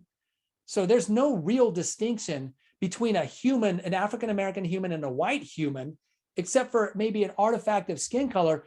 But then you have culture and education. And that's something we can do something about. I don't even know how we begin the conversation because I've tried. It's very hostile, very hostile. But I'd be willing to participate with anybody of color or white or anything. Hey, by the way, there's more white people that are woke than any other color that I know of. So the conversation's for everybody. Woke is culture of death. Here's the distinction. We didn't really talk about naturalism versus supernaturalism, but what we have here is we have the culture of life versus the culture of death, and they're mutually exclusive. And the modern materialist is the culture of death. And it doesn't know a color. It doesn't know an ethnicity. It doesn't know an identity. It knows that it wants humans, and that's it. So my proposition is that why don't we meet on the ground of life, and why don't we begin to have our conversation here and now? That's my advice. And I think it's extremely sad too, because a lot of there's such a great Christian African-American tradition historically that seems to be under attack because of the hegemony of secular schools over African Americans, and they just become fodder for the kind of Democratic Party and the ideology to which they pander and so on. And I think their history is being robbed from them. Oh, yes. Which is part of the problem in the first place. Whenever they came over from like Africa as slaves, that they lost their names and so on. But that's being even exacerbated now because they're robbed of that rich heritage. They're not taught even Frederick Douglass, Dr. King, and the Reverend King, and people like that. It's like Abraham Kendi or some charlatan. Charlatan. Ibram X. Kendi is such a charlatan, and Robin DiAngelo and these other race baiters, they're just terrible. Who wrote the 1619 Project? Nicole Hannah-Jones. And so I think what you're asking about is history. Look at history. The ideological abuse to history that wokeism does is diabolical. Have you looked at the 1619 Project yet? Unfortunately, so yes. It's embarrassing. If someone looks at that and thinks that's history, they're deluded. Even liberal leftists wrote to the New York Times saying there's a lot of historical inaccuracies here, and they got shut down. People that are not on our side of this argument, even secularists recognize that is such a perversion of history. It's just using a narrative. It's bad rhetoric, a narrative to advance the agenda of what lies behind the Black Lives Matter movement. It's just devastating. I can't even emphasize enough. So we ought to do this. In the authentic school, you cannot abuse history for ideological purposes. We have to say what really happened. And it's ironic because the City of Man people, they take a completely false narrative. And when you don't buy it, they say, well, you're not buying it because you're racist and you don't like true history. It's just, What do you do? I mean, there's no conversation with somebody that morally idiotic. You can't talk to them. You know, let's say, what is true history? Well, it's what actually happened. Father James V. Shaw wrote in one of his books, he said, if you say something happened that didn't happen, that's not history, that's ideology. And the vast majority of the 1619 Project is ideology. It's not history. It's an agenda. I think the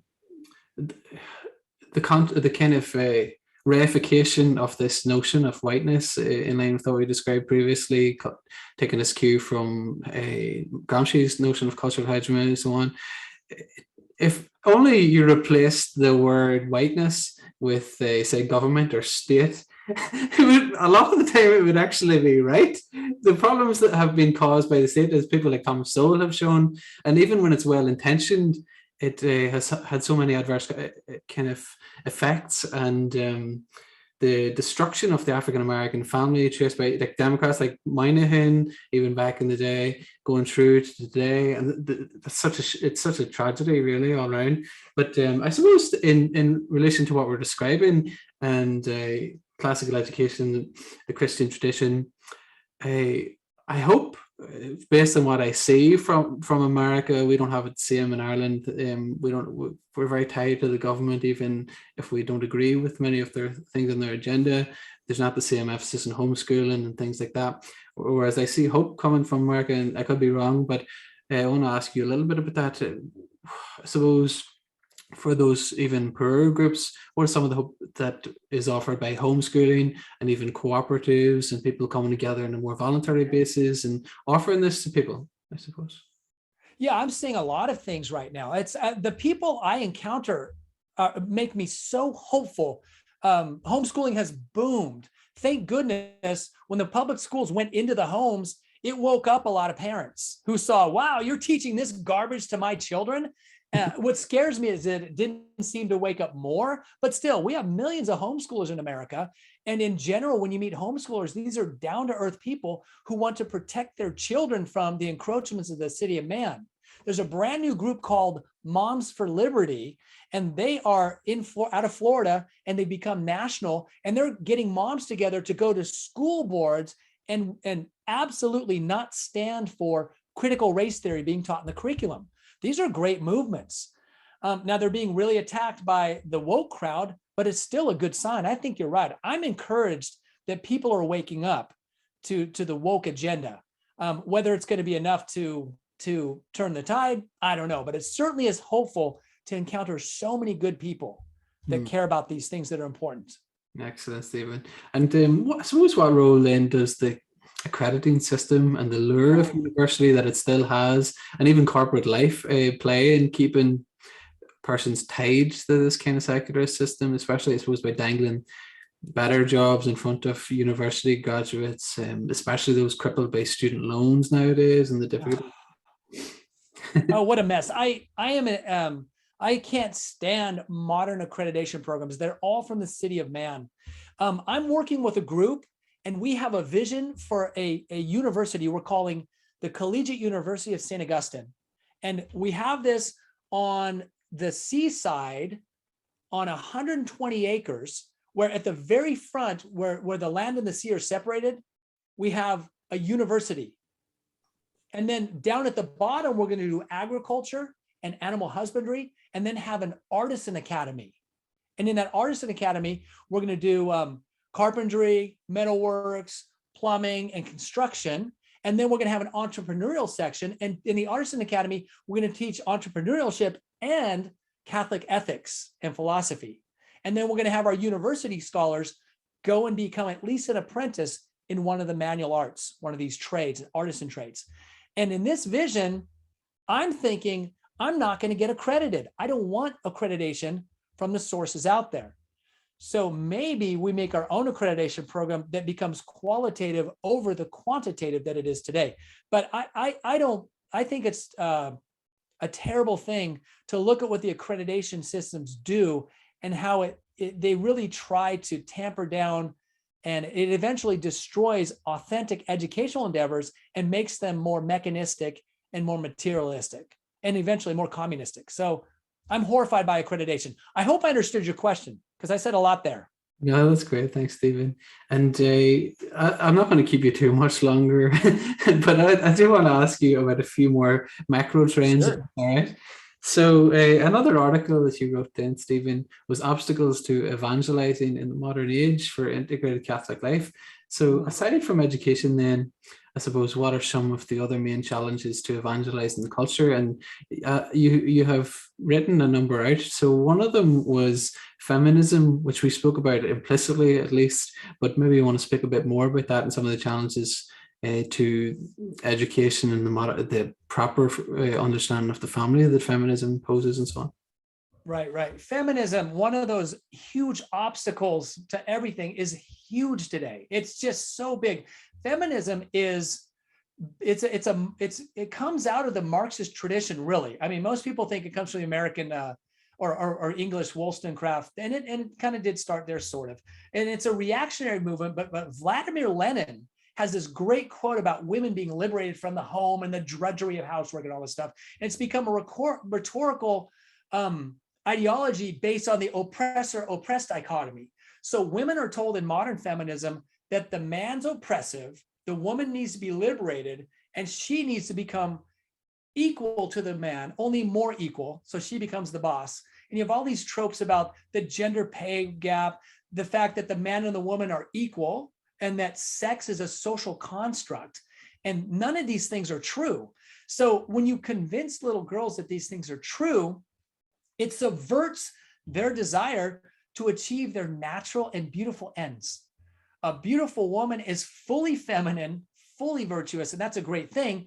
But under the modern feminism, guys, excuse me, that can't happen. Can't happen. She has to go and compete with the man and literally usurp manly virtues in order to pretend that she's a man, because manhood is only a construct anyway. And so it's the biggest maze and the biggest farce and the biggest insult to women that I could ever imagine is feminism. And women love it. They want to be in charge. They want to be, they want to do all the things that the modern trope of man tells them man does.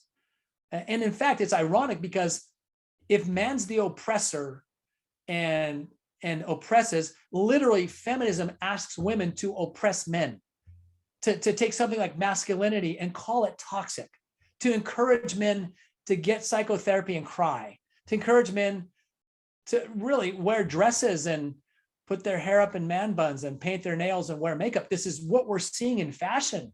Look at it. The guys are acting and looking like girls. And at the same time, you have this transgender movement to the point where men are competing in sports against women and winning. And what are feminists saying?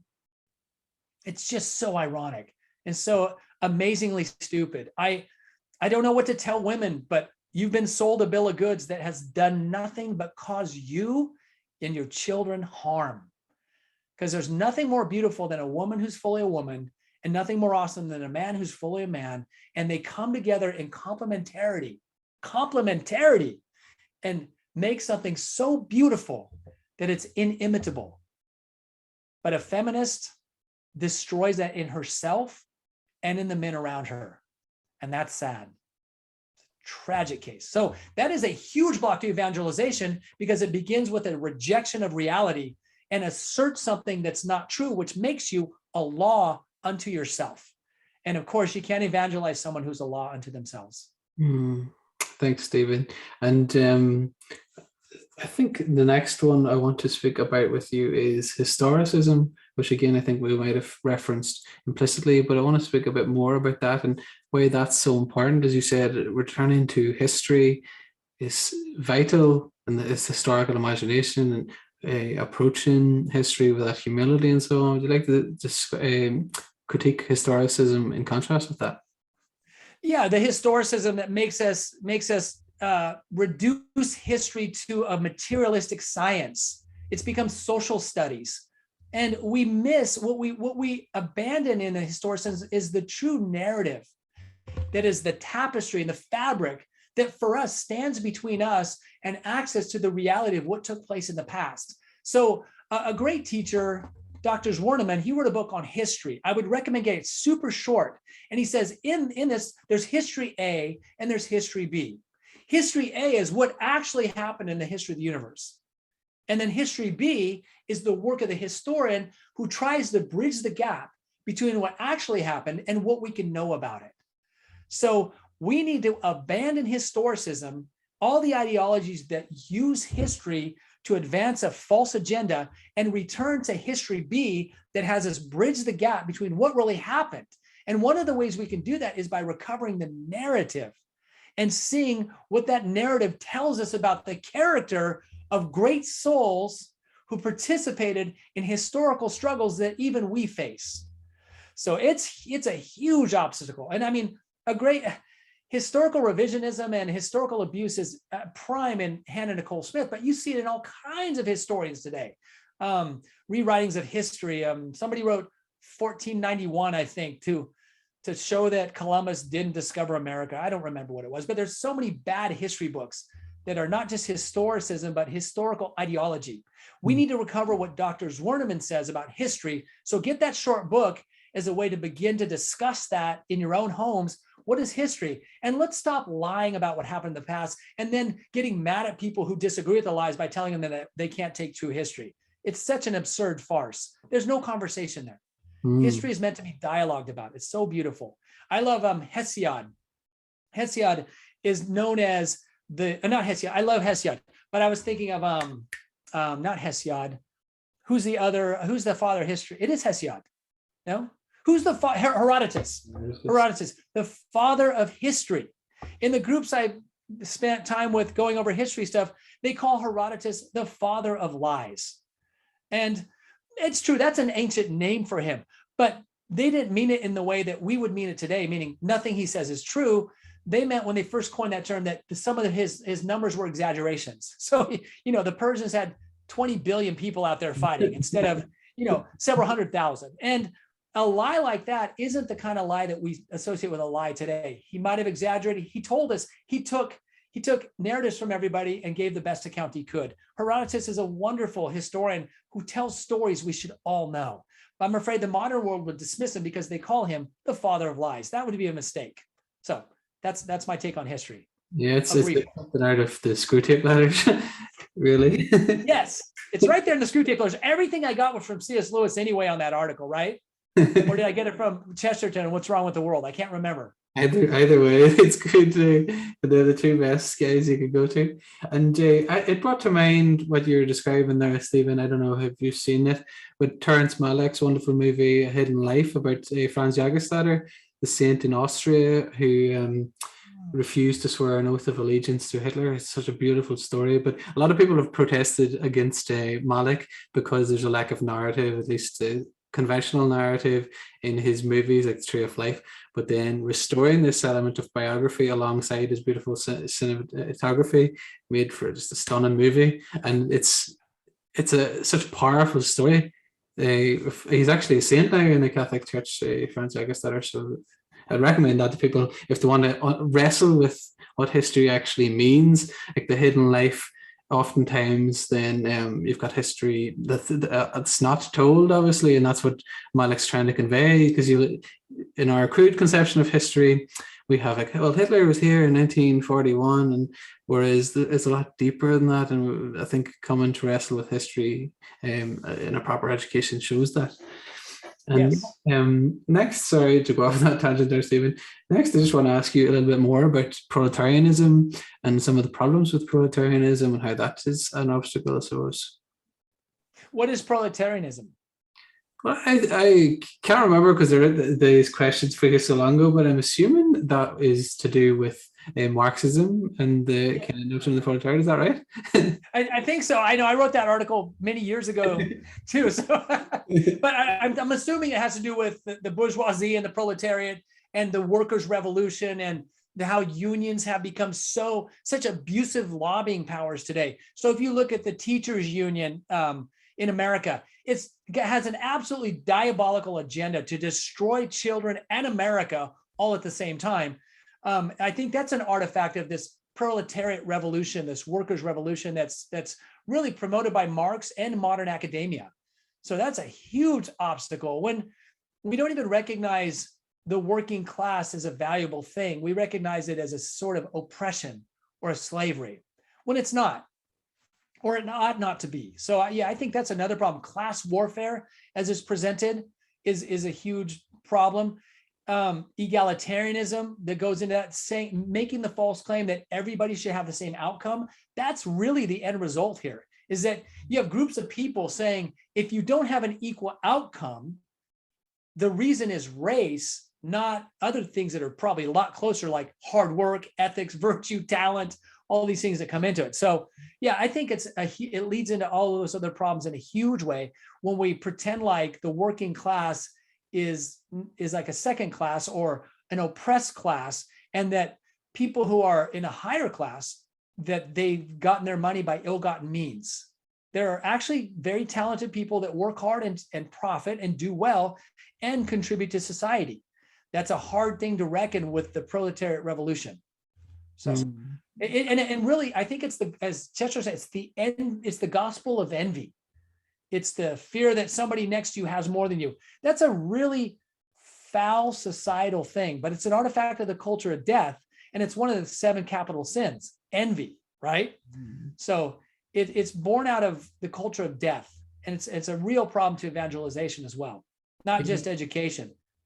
Excellent. Thanks, Stephen. I think, again, that even when there is good intent there, that it's, again, within the culture of death, because you're not using the right tools to actually achieve a proper equality. So you're going through the state. Oftentimes it comes at such a severe cost. I think, as people like Thomas Sowell show, a lot of these well-intentioned schemes actually adversely affect many of these supposedly like oppressed communities and so on, or in reality often they are oppressed communities, but the intentions are actually not enough. The road to hell is paved with good intentions, I suppose, if we're talking about screwed up letters. And just then to close for today, because you've done a wonderful job in distilling so much, and we could speak about so much more, Stephen, but is there anything else now that you're working on that you want to tell us about, or that you still feel the passion to get involved with in the future then? Oh, yes. But can I address what you just said? Because that's so important. And I think it wraps up everything we've been talking about, is that in the culture of death, these guys do have good intentions. They want to do good things. It's just that the unseen assumptions in the culture of death necessarily pervert their good intentions into bad activities. That's just the way it is. And inadvertently, in the culture of life, the good true assumptions promote culture of life things. So good intentions in the city of God are wonderful and they manifest beautifully. Good intentions in the city of man always manifest rottenly. They can't otherwise, because the root assumptions distort the direction the intention goes. I just wanted to say that. But as I told you, I'm working on this university and artisan school. I'm also a senior. I'm the executive director at the St. Thomas More Fellowship in Boston, where we're recruiting good teachers to come in. And I'm working with other schools as well, trying to cultivate teachers in the arts of teaching. I'm working on writing this book that you outlined for me. Thank you very much, Mark. And I'm busy with a bunch of other things that I just really can't even name because it would be too much. But I'm thankful to God for pouring all this grace into my life, and so it's a lot. Glory to God, and thank you so much for joining me today, Stephen. It's been such a pleasure to speak with you, and hopefully we can do this again sometime. God bless you. Same for me, Mark. Thank you so much for having me, and God bless you and your family. Nobody can stop me. Ooh, I'm going there. Don't you want to go too? I'm going there. Nobody can stop me. I'm on.